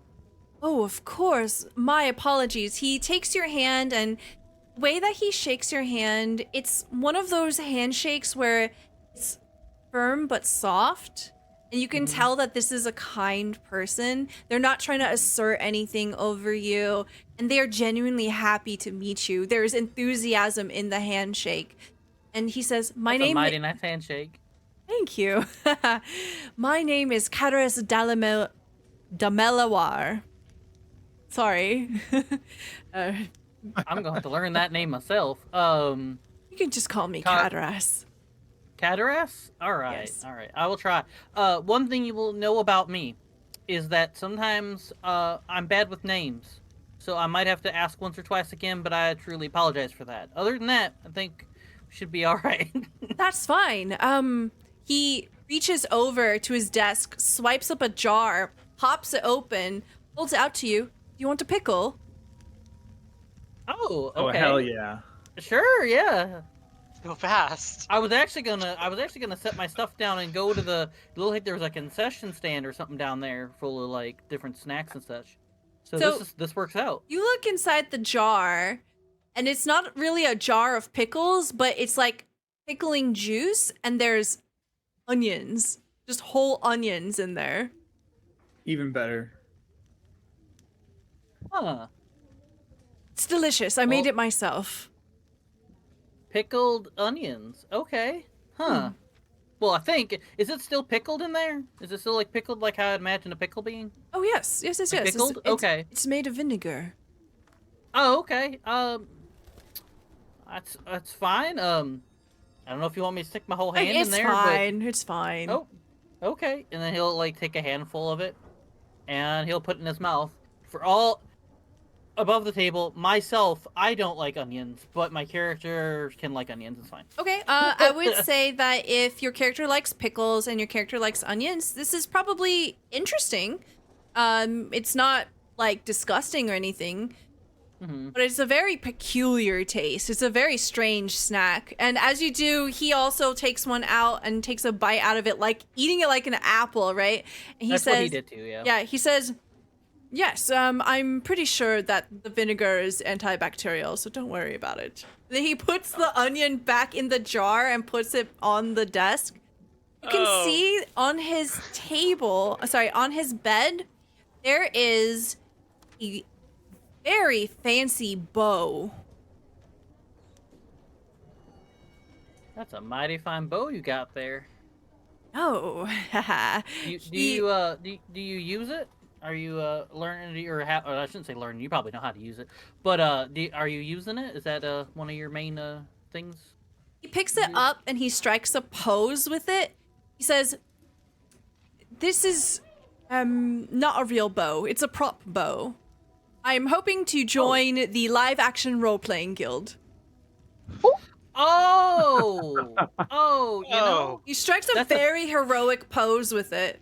You can tell that this was really expensive. oh, he like practiced. Yeah. So wait, hold on a Hold second. on. I'm gonna So- make him roll a performance check here. Okay. 'Cause it's, Yes. that would be funny. Our first cosplayer, yes. Yes. Oh.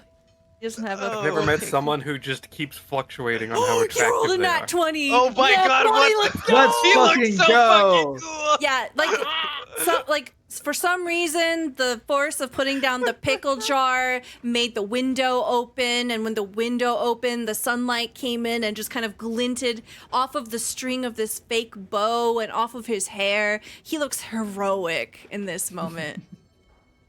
He My, definitely my. practiced this a lot. Wow. I can tell you put a lot of work in there. Thanks. Almost seems like, you know, and it feels like to me there's just a hint of magic in the air. Thank you. I think that is the kindest thing that anyone has ever said to me. He puts the bow down and he warmly puts his hand on your shoulder. I think we will become best friends. I think we will too. Now, I'm telling by the way that you are, you might get a little excited about this. I know a little bit about the cosplay thing you said that you do, but it looks very interesting. So I wouldn't mind maybe at some point when we get some downtime learning about it. Maybe even yes. join it. But I don't know. I don't have any costumes or nothing. I don't know any of how to do any of this, but it looks real interesting. Don't worry. You will learn it all. I have a pamphlet here somewhere. And he begins Oh. scrounging through the various papers that he has stacked up. And he pulls out an advertisement that says, "Join the live action role playing guild." So he isn't a Oh. member yet because he's a first year just like you. He Yeah, says, yeah. "Do you want to go sign up together?" Well, sure, yeah. We can do that. I just want to kind of settle on my things a little bit, and sure. Why don't I help you? Okay. There's not a whole lot, and you can see him kind of like he empties out his bag a little bit, and more or less all you kind of see is like there's some books that he wants to put up on a desk, and there's a poster he wants to hang up, yeah. So he's just basically there's just a couple posters and a poster to put up, and then books set on a table, and like yeah, I didn't bring much, but this is it. It shouldn't take no time at all, but. Oh, I didn't bring do too you much. want I to just brought- decorate at all? He picks up a paintbrush. Sure. What would you have in mind? Well, what are you into? Oh, the big thing I'm into are mysteries. All kinds of different mysteries. Yeah, I'm actually I'm trying to get into the lore hole part of this whole place. So yeah, I'm into mysteries, whether it be ancient mysteries, unsolved mysteries, all kinds of different stuff. I've got book series that I love so much that or a book series in general that I like so much about it. There was a show, or I don't know if it's a show or a bunch of bards just got together and made up stories. I don't know which, but they were very interesting. And so my big thing is I want to get in here and I want to try and help solve some of these mysteries, because I was pretty good about actually catching a couple of the mysteries that the people were talking about. And you know, it's always been a big passion of mine, because I feel like it'd be really cool to have my name etched in history as no one else could solve this old mystery, but yet this person could, kind of thing. Yeah. I've got it. The perfect thing. He jumps up on your bed, facing the wall, begins to paint. He paints a giant question mark. What do you think? Oh. Expressive, isn't it? It could be Yeah, anything. I like it. It could be. It's certainly a question of what it could be. Kind of jumps back down. He stands next to you, kind of holds his chin, looks thoughtful. It's a good question mark. So, you seem very artsy. What are you here for? Well, I've been thinking of joining eventually Quandrix, but I'm still shopping around, to be honest. Right now, my main focus, I suppose, is to join the live action role-playing guild and maybe even join the Distinguished Society of Fine Artists. Well, I'll see if it's my vibe. Yeah, well, you seem very artistic. Which is nice. Thank you. The only thing I ask is that the question mark's good. Let's keep it. I don't want to get rid of it. But Right. if you're gonna do anything painting on my side, just ask. I probably won't say no, but I would just like a little bit of, Of course, this is yes. my space, Other than that, Did you yeah, want I me to mean- remove the question mark? That's no problem at all. I won't feel bad or anything like that. No. You got very excited, and that was great. I like it. I want you to. You're proud of that question mark. I'm proud of that question mark. No prestidigitation. I can make it go away. If you want to take the question mark away, you can, but I have perfectly no problem about it. I just, in the future, if you're going to do anything else on my wall. Of course. Yes. Yes, yeah. You let me know if you get bored of it or want another something. He kind of leans back. Sure. It is a good question mark, though. I don't want to get rid of it. It looks nice. Right, yes. Okay. So, do you know what time orientation starts? Oh, they do it in rounds, so whenever you're ready. Did you already go through it? I did, sorry. Oh, that's fine. Any words of advice? Well, I don't want to spoil anything for you. I would I know- say don't be afraid to use your hands. Oh yeah, I was told it was physical more than just sitting down and listening to a lecture. Okay, yeah, all right, that's fine. Good luck. Yeah, thank you. And he'll set that down, and he awkwardly kind of puts down the onion, not knowing where the hell to put it. He's like, and, are you going to finish that? Well, if you want, he'll hand it back over to him. Just ease it. Okay, all right then. We All got right. that going for us. So okay. Well, if you need anything, let me know. I guess. Do you know, like, I guess, is there a spot around that I could see when the next round starts? I guess. Oh, just 'Cause I go guess back I to can't- the biblioplex. You'll see Okay. someone. You can't Alright, miss cool. it. No, I won't, and I can't wait to get to know you so much more. This is gonna be nice, I think. This is gonna be fun. You see And, that he's like getting pumped up. He's looking at the question mark with these big puppy eyes. Maybe I should do one on my side too. We would match. He just kind of like trails off into thought. Did you want to go then- to orientation? I think, yeah, if because I'm assuming that's where we're going in the story anyway, but I think just as he opens the door, he goes to walk out the door, there's this feeling in the air that his name is being called, but he can't picture what, why, or who. But he just has this feeling that someone's calling out to his name. Mm-hmm. But he just kind of shakes it off. Does he know? Would he know where Storm's Dorm is? Probably. I imagine the group of you, because you were kind of together, you would have seen each other's dorm numbers. Okay. Yeah. I'm not gonna go to the dorm now, but if I go there and I notice he's not there at orientation, I think Alex would step out and go and try and find him. But I he's have not an gonna go. important question. Go for it. Can we get a roll to see how good the question mark was? Ha What How if he proud? gets another nat 20? What if this guy only rolls 20s? That would be so That would be a funny. great NPC. Super Oh. hot. 17. It's I a mean, pretty that's a good good question. Not question bad. mark. Pretty damn good. 17 is about as good as you're gonna get. I could see Damn. being impressed by that question. Yeah. I'm- Roll 20 also thinks he's hot. He got like hot Yeah. people driven. Yeah. Yes. Yeah. Nobody rolls funny. high. Hell You know, especially like level 1, right? Mhm. Yeah. Yeah, no, it's fantastic. But yeah, I think that's what Alex is gonna do. He's gonna set his stuff down, make sure everything's like good to go, and then he's gonna go down to the biblioplex to figure out when orientation is next, so he can decide if he wants to get. He didn't mind the onion, but he kind of would like something else. So he's gonna kind of That's so decide. He's gonna valid. kind of. He's gonna kind of Yep. decide if there's enough time before orientation to grab, like, even if it's like a shake or something, or a snack, some chips, something, or whatever the Yeah. equivalent of is here. Yeah, but Yeah, you would have what he's absolutely gonna do. seen when you were talking to Nora that like right next to it was a cafe and there was like cafe seating. So we'll fast forward a little bit and essentially everyone will meet up back at the biblioplex here.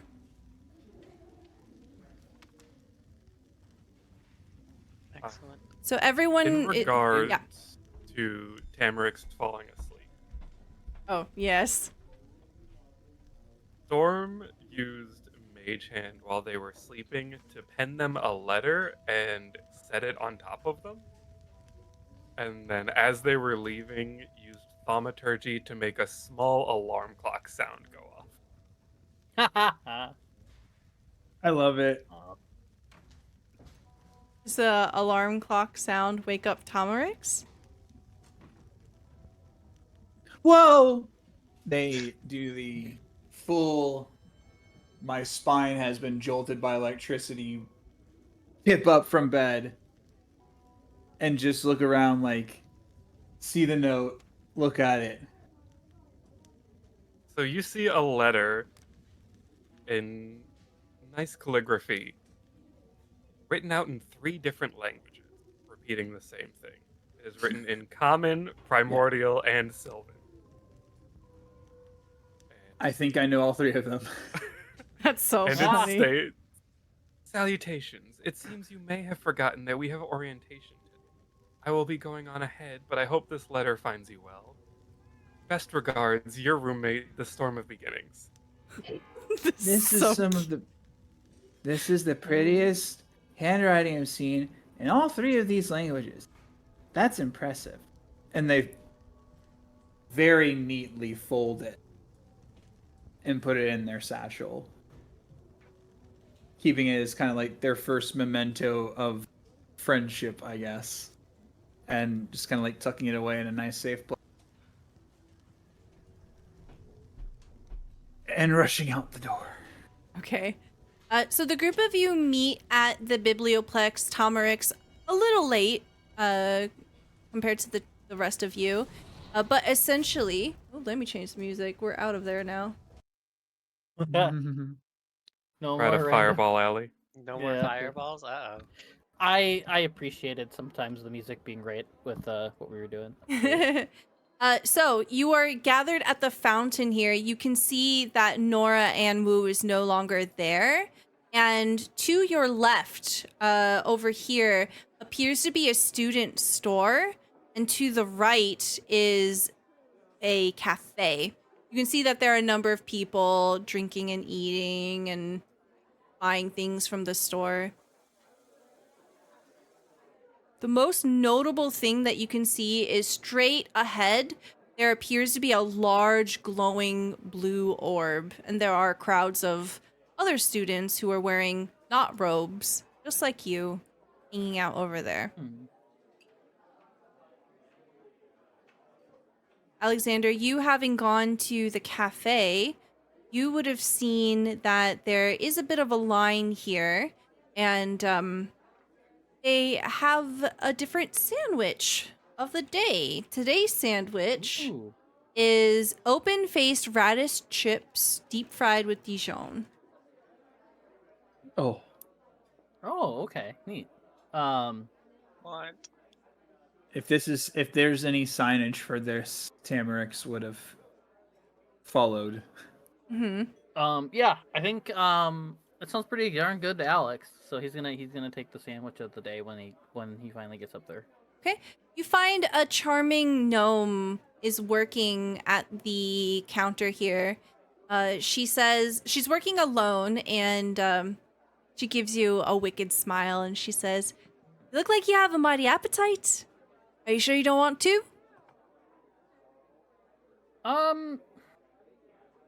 I've been kind of warned about physically this orientation being. I don't want to accidentally eat too much, So I think I'll just do the one now. If I'm hungry, I'll come back later. All right. Would you like some coffee or tea to go with your food? What kind of tea do you have? Oh, I've got all kinds. Which do you desire? Got gray, green, black, purple, blue, red. Purple. Purple. I don't All think I've ever right. had purple tea before. Let me try some purple tea. All right, coming right up. We should have And tried purple tea. as she prepares the food for you, you can see that one wall of this area is covered with a mural from a living tree's roots, and they occasionally squirm, making the place feel alive. The ceiling itself is covered with painted leaves, which are currently green, perhaps corresponding with the springtime here. You can see that occasionally you see painted squirrels running up and down the roots, and painted birds are chirping among those leaves. Here you go. Here's a food. Oh, thank you. And, It'll be 3 copper, please. And he'll hand over a gold because that's the smallest amount he has. So She'll break it. She'll give you 9 silver and 7 copper back. sounds good enough to me. Okay. Thank you. And then he'll take the sandwich, and then I assume over here are like places to sit and eat and such. Mm-hmm. Okay. Yuri, you see the gnome look at you. What can I get you? The sandwich sounds great. I want to try one, please. All right. Do you want a drink? We've got coffee. We've got tea. I'll have some coffee. I've never had that before. All right. Coming right up.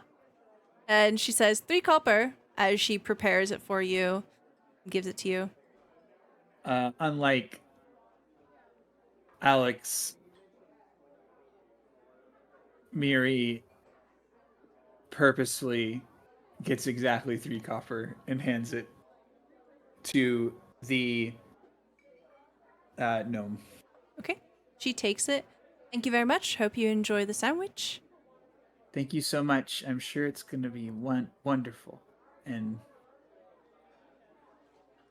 purposefully doesn't start eating immediately, just kind of waits to eat.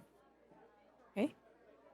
Do you wait in the cafe? Do you go sit down with Alex? What's the vibe? Sit down with Alex, yeah. Okay. Alex Yuri, will wave I'll them over. try you. Wait.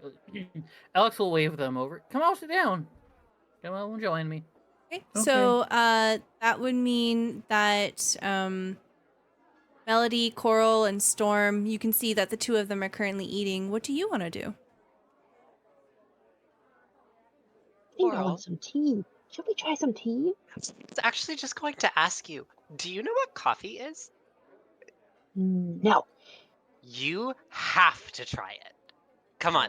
Oh, no. And she's gonna tug her over. Absolutely. Let's give Coral some coffee. That is going to end very Crossing the well. threshold, Melody turns and looks at this lady and goes, "Boom!" Yes, I'm a gnome. That's right. Very excitedly in gnomish. Oh my god, where are you from? You're not my dad. And she replies in gnome, "Oh, it's mighty interesting to hear someone else speak gnomish. No one else really does these days. I mean, if you head on over to the Lorehold campus, there's tons of people who are exploring ancient languages. They can speak just about where all everything." those fuddy-duddies go to let nothing die ever. Well, what can I get you, honey? Coffee, whatever you drink. Oh, are you sure about that? And she kind of looks over at Coral. They're speaking in gnomish. I've got the strong stuff. The strong stuff. You want the strong stuff? For me, yeah. For her, she's only ever had tea. Oh, let me give her just a step above decaf. You don't want her It's wrecking 6 her languages, bowels. but she doesn't speak this one. Oh, no. Coral, do Yes. you like milk with your tea? Sometimes depends on the kind of tea. Some tea just doesn't taste good with milk. Give her just But like a yes. splash. All right. A little bit of milk. I do love sugar. Oh, we've got plenty of sugar. There you go. It'll be 2 copper. Yeah. She'll just fork over 2 copper. Sorry, Coral. I don't see many gnomes that often. That's okay. That's one of the languages I still have to learn. That was very interesting. My papa's a gnome. Oh, very cool. I've never met any others, though. You know what? This is a good place to meet people. There's plenty here, I heard. Okay, And so as Tori also, said, there's all kinds of people here. when you drink this, and she's like taking her over to this seat Before that you we're all leave, sitting at. you see that the gnome waves you over, Melody. Oh. Listen, if you ever need anything, just ask for Aisla Fitzbottom. That's my name. I'm the cafe manager, so you might see other people working here, but I've got your back. You said that your Okay. dad's a gnome. Look, you might be really, really far away from home, and I know what that feels like. Well, thank you, darling. Don't let me Anytime. bother you none. I'm sure you're very busy. Oh, yes, there's a line for me. I'll see you around, all right? Take care. Bye. Bye, have a good one. Thank you so much for your business. And now when you drink this, you want to drink it in sips. Lots of little Okay. sips. Oh, so just like hot tea. Okay. Okay. Yeah. Mhm. And she takes her first sip and she's like, that's a little bitter, but you know what? That's okay. It's not worse than you know the the seaweed tea that my nana makes. So yeah. Do the I'll have two to of try your tea you next. join Alex and Miri? For sure. Okay. Yep. All right. So as you come... Did y'all get the sandwich? Oh, sorry, Stella. No, it's okay. While this is happening, Storm, what are you doing? Storms, upon re-entering the area, has noticed that there was a sign for a store and has slinked their way over to it, their head wrapping around the entryway and peeking inside. Okay. You can see that it's a pretty small store. There's books, equipment, and gear that might be useful for academic supplies. The person that's currently working is a human. He looks pretty friendly, and he is pretty smartly dressed. He looks like he has a very manicured look to him. He's currently talking to other students and selling like a hat, a scarf. Storm will slowly slither up into the line. When it comes to your turn, he looks at you and he says, "Hello, good afternoon. What can I do for you? What are you looking for?" Hello. Would you have any recommendations for freshly starting new first years? Oh, well, You see him look over you and he says, "Ah, I have just the thing for you." And in kind of a flurry of moving between racks and shelves, you can see that he pulls cloth here and there. He essentially puts together an outfit. You can see that there's a belt, there's matching gloves that could they're like fingerless, they could cover your palms if you wanted. And also a very, very large top hat. And says, "If you want to mix it up a bit, we have just the supply for you." Um, I appreciate that, but the head doesn't come off. Oh, I Because understand. you can see that she's got like ram's horns that are curled around, somehow sticking through the hat, but not making a hole in it. Mm-hmm. Of course. Do you want a scarf? Anything that you see here can come embroidered with the Strixhaven star or any of the college sigils. Any range of colors. Do you have anything magical? Anything magical. Yes.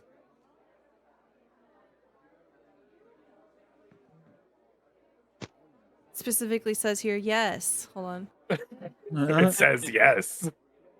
Only yes. It says, in addition to non-magical gear and clothing, the store also contains magic items from the magic items section of the chapter character opinions in the compendium. So, yes. Oh. It literally says yes. Oh my. Hell yeah.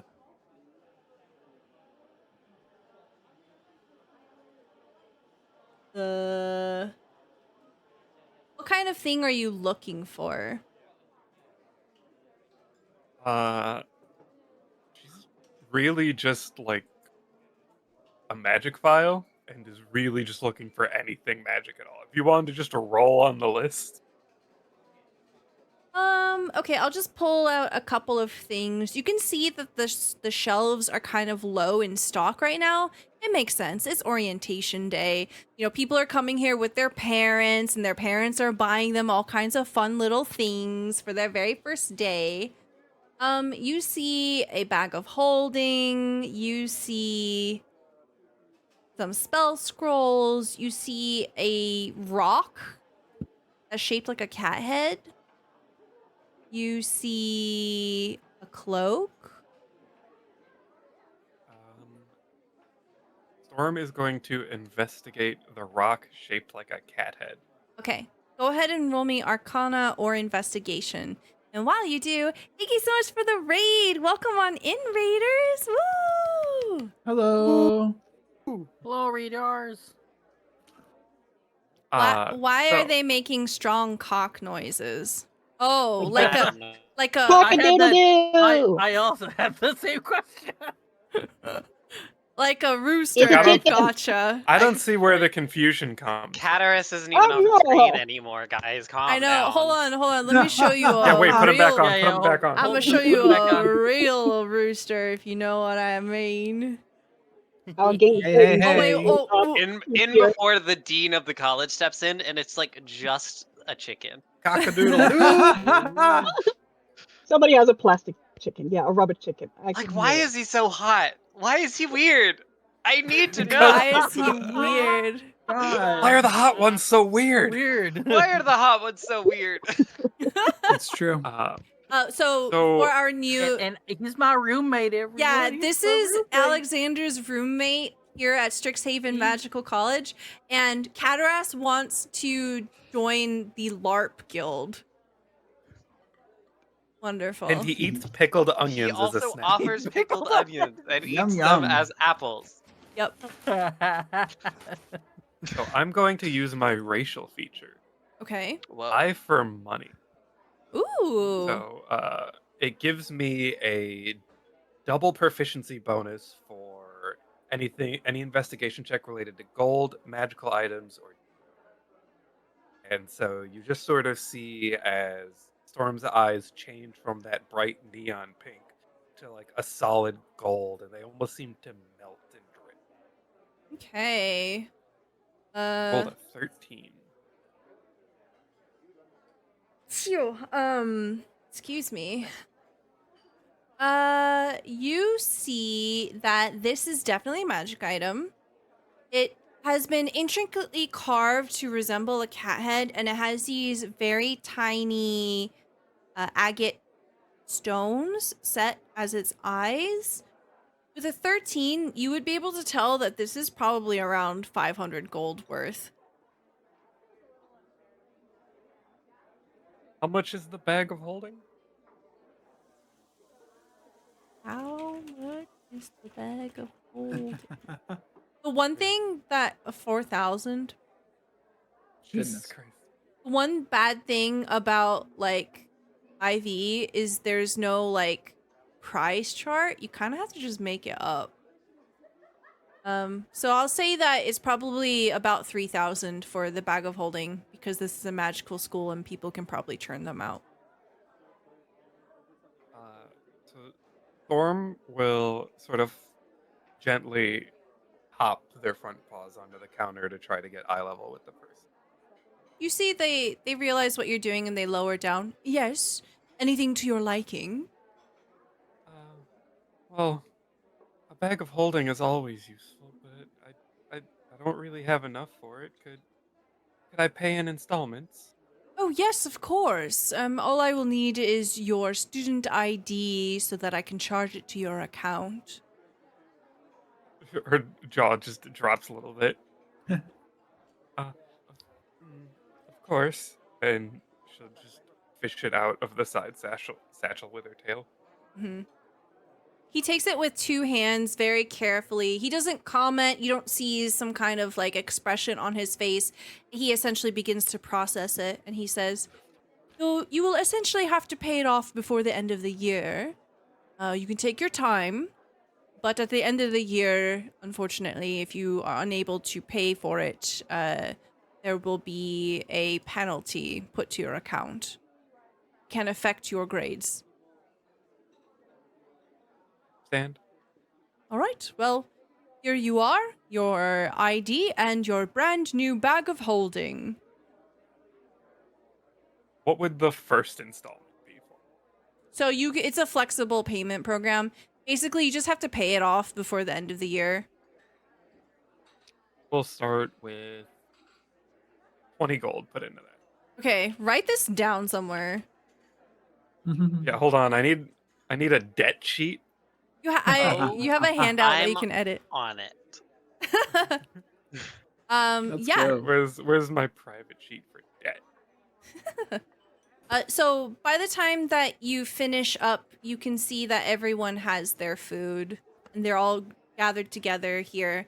And by the time you finish up everyone else, your food is pretty much done. You've finished your drinks. And you see Storm stepping out of the store. Last one.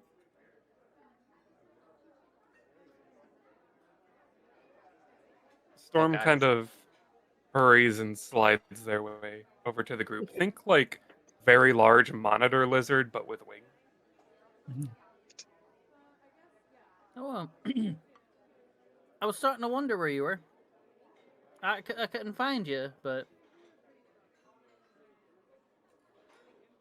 Oh, I was checking out the store. They sell magic items. Oh, the one right over. They points to right, kind of where they flew, right over there. She nods and holds out the bag of holding towards Alex. Oh, fancy! I've always wanted one of them too. How much that sets you back? It's gonna be 3,000. That's gonna put a big dent in your hoard. She nods. It's in installments though, and eventually it means I can keep almost any size hoard. That is true, and that's also smart. Payment. I didn't know they did payment plans. I might have to look into that. so many questions. One, I wonder if they have a work study program that makes those. Two, her what?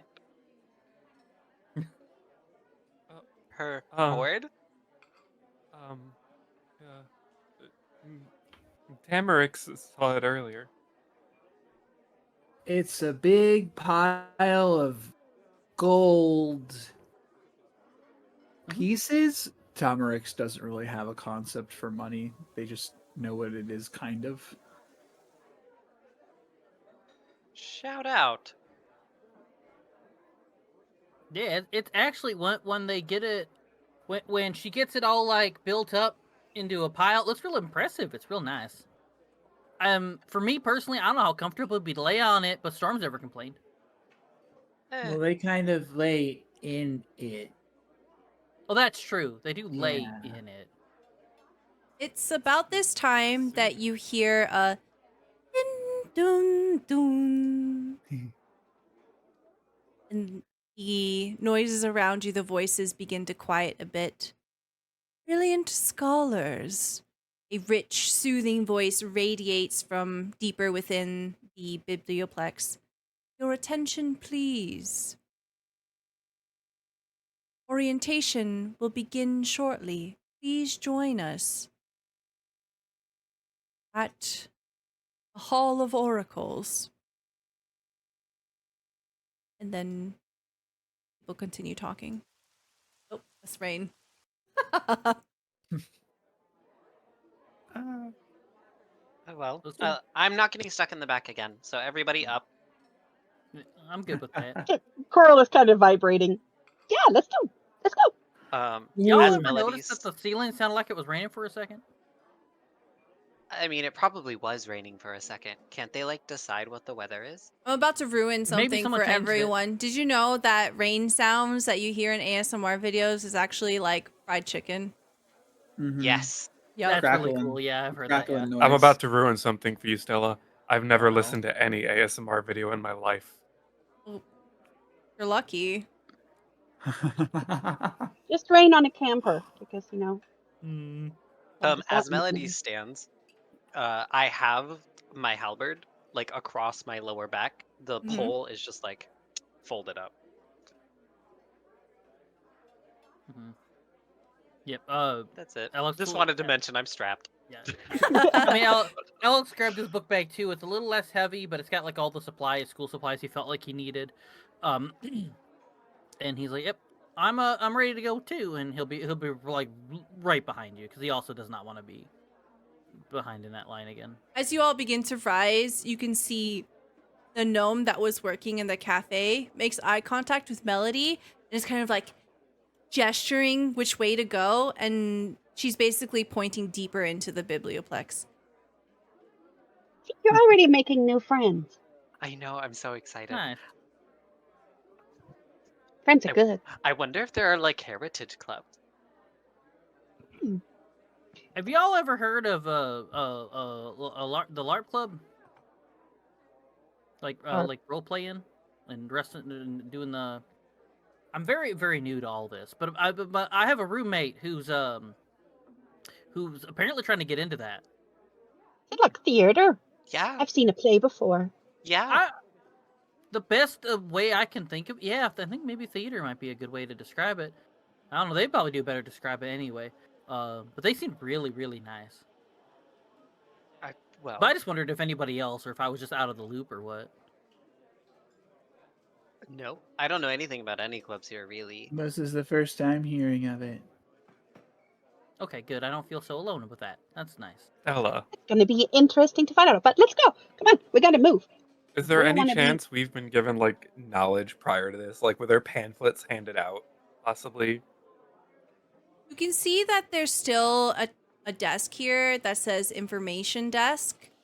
So you could potentially ask in advance.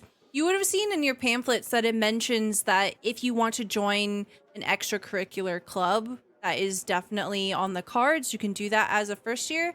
And you can also join, you can have a part-time job here if you want as well. Ooh.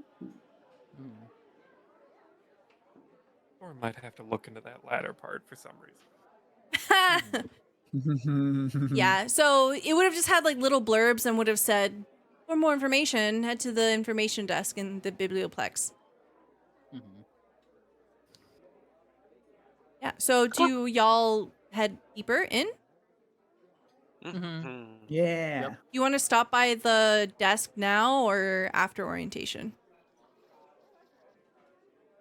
I think Alex? since Alex had mentioned an Uh-huh. interest, Storm would try to get one of the pamphlets on the LARPing. Okay, yeah, that's Well- fine. You go up to the desk. You can see that there are some students and professors working the desk at the moment, and they are more than happy to tell you about it. I'm going to show 2 handouts. Ooh, that is. I love it. Very pretty. Okay. So, there are mechanics for getting or losing a job, work benefits, and then the different clubs that you can join. So, there's a lot of information here. So, as you're asking specifically about the clubs, one of the information desk clerks says, so we've got quite a few different options. We've got the Dead Languages Society, the Distinguished Society of Fine Artists, Dragon Chess Club, Dragon's Guard Historical Society, Fantastical Horticulture Club, Future Entrepreneurs of Strixhaven. We've got Intramural Gymnastics Club, Intramural Silk Ball Club, Intramural Water Dancing Club, the Live Action Role Playing Guild, which is very popular this year, Mage Tower Cheer Squad, Play Actors Drama Guild, the Strixhaven Ironlifters Society, the Strixhaven Show Band Association, the Strixhaven Star, who are responsible for our monthly newspaper, and then the Student Mages of Faith. Could I get one pamphlet on the LARP and the also the Dead Language Society? Yes, of course. Here you go.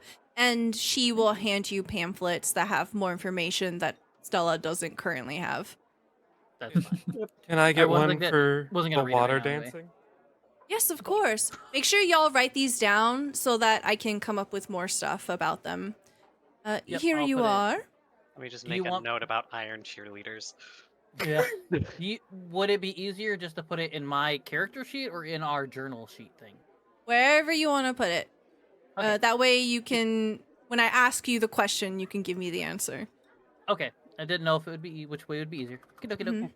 Coral is hovering around like a hummingbird, trying to find everything related to plans, and just like Mm-hmm. shoving in all her Coral, pockets. Coral. And she just like shings, like just unfurls like 4 pamphlets at you. Oh, okay, cool. Yeah. As Melody does that, the clerk will also say, we have a number of different occupations and jobs available around campus. If you're looking for something to do with plants, you can join the campus grounds employment, work around and help with... plants and mushrooms. Mm-hmm. We also have... you can work here as a book clerk or a shelver, cafe worker, garden tender, cleanup crew, store worker here in the Biblioplex. And she basically will list off a ton of different jobs. As you can see in the jobs handout here, each different building has like 8 or 9 different jobs that you can potentially pick up. Oh my.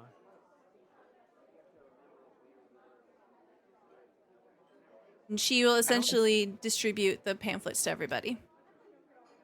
I don't know if they're fully working because I see the art, but I can't see anything else. But yeah, for And, me, like that it's link just doesn't art. work either. It was when I like tried to like Oh, go fantastic. the links and their links are not working. Okay, great. Good. Because I was scrolling through it and I was like, oh shit, there's some spoilers on here. All right, cool. Yeah, that's good. But Perfect. who has time to get a job? We have to get orientated. Yeah, That's We'll so right. look at this later. we'll deal with this Orientation. off stream, where I'll give you all the information, and yeah. So you grab your pamphlets, you shove them into your pockets, and she says, if you haven't done orientation yet, just keep heading on deeper into the building. You see the large ball of light over there. That's the Hall of Oracles. Just head on over there. Let me know if you have any other questions. Thank you. Yeah, just So go to the well, subtly giant glowing ball. It has never not worked out for me. Yeah, you That's see, shiny. you essentially see that this hollowed hall is filled with statues of different people, and the plaques that are on the statues here indicate that they are oracles that used to be here at Strixhaven. In the very center, there's a pulsing ball of magical energy, and one of the plaques reads, "The Strixhaven Snarl." And as you approach this, you hear another dun dun dun.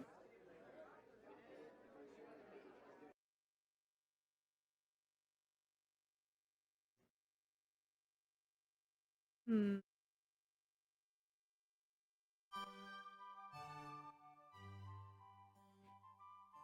Your attention, please. As you are now Strixhaven University students, this storied biblioplex will be your second home for research, studies, and even leisure. There's just one task to accomplish before you officially embark on your academic journey. A scavenger hunt. A small piece of paper begins to materialize in front of your group. Who takes it? Tamarix jumps for it. Let me get acrobatics check from Melody and Tamarix. Oh no. Can I change from going to grab it to lifting up Tamarix Yes. to like help Yes. them reach it better? Tamarix, you grab the paper. The voice continues. The rules are simple. Each clue on this list will lead you to a different location in the biblioplex. Simply travel to the area with each clue reference and perform the action the clue suggests. Time is of the essence. You only have until the end of the day to finish your hunt. Solve as many clues as you can, because at each location you may win a prize. Now, off you go. And as you're looking at the paper, Tamarix, it has a list of clues. I'll post them here. Clue number 1. You'll forget all about any trouble or plight when you step forward and are ensnarled in the light. Clue 2. Alumni Commission works when they retire, seeking promising mages to inspire. Clue 3. Each group deserves a free treat for their investment. Serve up this list and enjoy your refreshment. Clue 4. Maybe you're no friend. These leafy beds aren't always what they seem. Give them a pat and see what you glean. The final clue. Some stars are ancient, enduring, and bright, but others, maybe you, are born on opening night. That sounds like a theater. Is Tamarix reading this out loud? They would not be immediately. They would kind of be looking over it really quickly, kind of skimming it. But then they would sort of read them out as well. So as soon as you finish reading out clue 1, Storm has stuck her head inside the snarl. Storm. You see Oh, Storm rushing forward, and as Storm shoves her head into this ball of light, Tamarix, you can't help but remember the words of the professor from earlier today. Don't linger between thresholds. Go all the way through confidently. And that is where we're going to end our session for today. Ah! Oh no! Oh no! It got French really fast! Thank you so much, everyone, for being here. Thank you so much for the raiders, and thank you so much for all of the support that we got here tonight. Really, really appreciate it. Hope you enjoyed episode 1 of My Strixhaven Story, a Patreon campaign. We will be back with more of this show on the 16th of October, so that's 2 weeks from now at 8 p.m. Eastern Time. Before we go, I want to go around and reintroduce everyone at the table for you. Please tell me who you are, where we can find you, and what your favorite part of today's episode was. And we're going to start with Mathis. Hey everyone, my name is Mathis. I am Mathis Sheeds everywhere, including on Twitter. That's where I am most active still.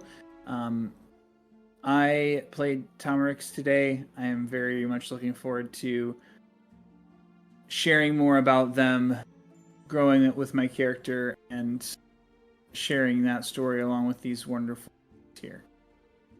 Thanks so much for watching, everyone. Thank you, thank you. We'll hop on over to Vivi. Hi, I'm Vivi or Vivacia. I have accidentally, not accidentally, but actually left the Mean Bird side. But you can find most of my new linky stuff to threads and stuff Thank you. at vivacia.contact in .bio. And it also has some of my TTRPG stuff on it. Now, once this uploads to YouTube, where you can watch it again because we're amazing, I'm going to add that to there too. And my favorite part of today, I think it was Melody and Coral bonding. and getting dressed and finding that new cloak that they could try on. Plus, she now got introduced to the evils of caffeine, and she's not, hype enough. Amazing thing is that you're going to be doing orientation while jacked up on coffee. Yes. Perfect. Well, chef's kiss. Thank you so much. Already chaos child and always, running late. But now we're like, impulse control, 0. This is going to be so good. And somehow you are not the one who stuck your face in the portal. Look, Oh, we've already distracted. hinted once this session it was gonna happen. Oh. We'll hop on over to V. Hello, I'm Vertigo or V. Doesn't matter to me. I am a variety game streamer over on Twitch. I like to play a bunch of different random games, so you might see something new. And I play the shy, kind of awkward, chromatic blue dragon Storm. And as for my favorite part, I was a big fan of Mr. Nice Ass Elf with the pickle onions. I've forgotten to say what my favorite thing was. I agree. Yeah. I had the pleasure of speaking to TA Stang Room, who designed most, if not all, of the NPCs of Strixhaven. And he told me about like some of his favorite NPCs, and he said that Cataras was very special to him.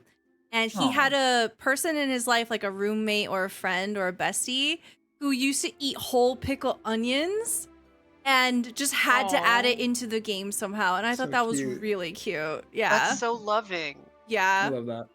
Just wait. Some of the stuff that TA Staying Room put into this, like as we go along and they're revealed, I'll mention more that I learned. It's so good. This is a really good game. Now I really want to know more about Nora because, Nora's really cool. Yeah. Thank you very much. We'll head on over to Willow. Hi everyone, I'm Willow Wispy. You can find me at Ariadne's Weave on Twitter. I'm cooking up some RPG things to be seen, and I think my favorite part of today was also Cataras. I going from 0 to 10, back to 0 to 10 to 0 to 10 to 12 was it very fun for me. I can't wait for you to meet a different NPC. I've been talking to Willow on and off about this campaign. I haven't spoiled anything, but there's one particular NPC I was like, this NPC's gonna destroy you. This NPC is made to just unravel your soul. You're gonna be like, I can fix them. I see it a mile away. It's gonna be so fun when you meet them. It's not Cataras. I'm so scared. Thank you very much. And we'll head on over to Zombie. You're muted.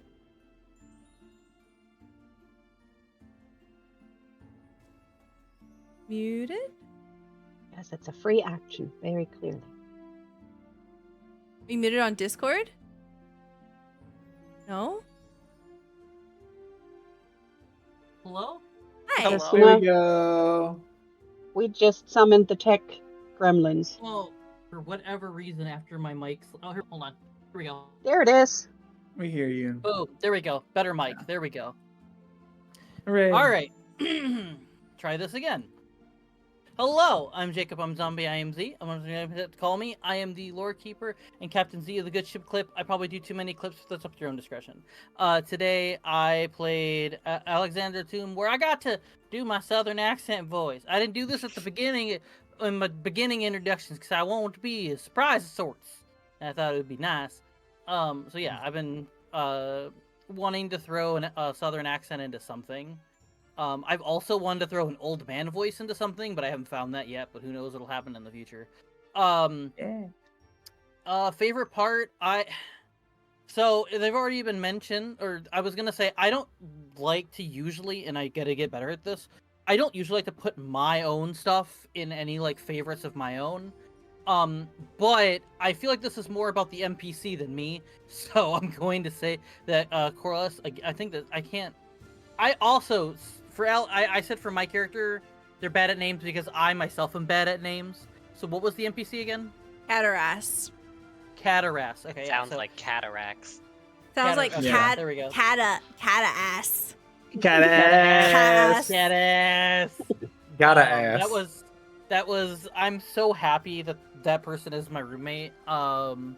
It fills my heart full of joy. And then obviously, Vivi and Willow's characters all getting together, their bonding was just like, that's my favorite moment, and meeting the NPC is my second, but that was like my favorite moment for us as a group because that was like unexpectedly fun. You know, y'all hit it off so well at the very beginning and trying on clothes and stuff. It was just like, it was like really fun to sit there and watch. If you're so inclined, if you have a Twitter, if not, I have others. I have a Blue Sky. I have a Threads under Zombie Fighter 89 as well. So you just find that name and I'm there. It's mine. But in Twitter specifically, I have a pinned tweet with a Google Doc sheet of all of the work that I have done. That was okayed for me to give. I've done highlights, I've done edits, I've done clips. Some circles have known for my stupid amount of clips. But I do. I've done stuff It's for not Stella stupid. Well, I meant it's more like, oh my god, look at how many there are. Like more than just more. I know I speak negative sometimes, but I didn't mean it negative in It's that context. thorough. Thorough, yes. Stella, Bad House RPG, Transplanter RPG as well. I've also done stuff for Table Story as well. I put a couple in there. I got permission from them to use that as well. And then, like I said, I've done, and I mentioned the RE1 at the beginning, and all of that stuff. Yeah, and then, they're unlisted, but they're on there. There was a really cool game that was played here. It was a 3-shot a while back called To the Moon and Back. And I got so inspired by the very first episode that I wanted to really make highlights of it all. And I was so happy that everyone in the crew really loved it. So that inspired me to just do every episode they did. So they did 3. There's 3 on here. So they did it was like a 3-shot, but it was really fun. That's what got me excited too. I'm like, I'm finally playing again, and I'm gonna be in clips that Zombie is making instead of me watching all the cool people in the clip. I will for sure. They'll be in. If y'all want to join Stella's Discord, because that's where I live and a lot of other awesome people live, you will see where I post all of my clips. I make little threads so that it's not like a zillion notifications at once for everybody.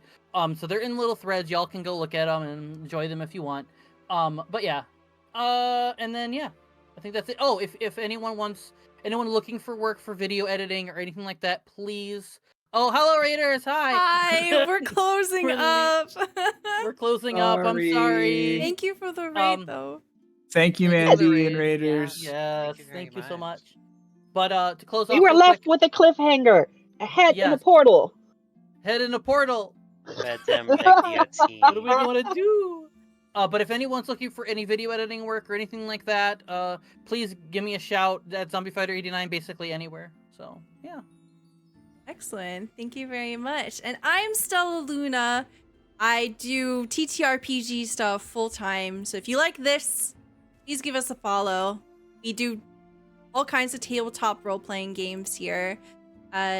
We stream Strixhaven every other Wednesday at 8 p.m. Eastern Time. We stream Saltmarsh 8 p.m. the other Wednesday every other week. And then every other Tuesday, we do Humblewood. And then all throughout the rest of the month, we do one-shots and other games as well. Upcoming, we will be having a one-shot of Our Brilliant Ruin, which is going to be on October 19th. It's going to be very fun. It's going to be Halloween themed. Yeah! And then we will also be running a one-shot of The Time We Have, which is a zombie TTRPG. It's a 2-player game. It's going to be so much fun. The casting call is still open right now. So if you want to, go to my Twitter, Stelluna TV. You can apply there. It's basically a 2-player game where if you play in person, what you do is you have a person on each side of a closed door. And it's in the style of For the Queen, if you've ever played that. where you pull cards from a Oh. deck, and essentially you have questions, or some of them tell you to pass it under the door, and it'll say like, you hear this, or you smell this, right? And you get to kind of respond in that way. And you basically go back and forth, and it's a story and a game about what it's like to have a brother. And it's a conversation about saying goodbye because one of the brothers is infected and going to become a zombie. So Oh. it's very Oh. emotional. And the game ends with final card being you open the door. Oh, Oh, Yeah. I can't wait for that. It's gonna Oh. be really fun. excellent. Anyone who's into those kind of games, I would say sign up. I did. I shot my shot. Even if I don't get in, like I know I'm going to love this game just from the bit of it. And I think that isn't there a thing to sign up for the module?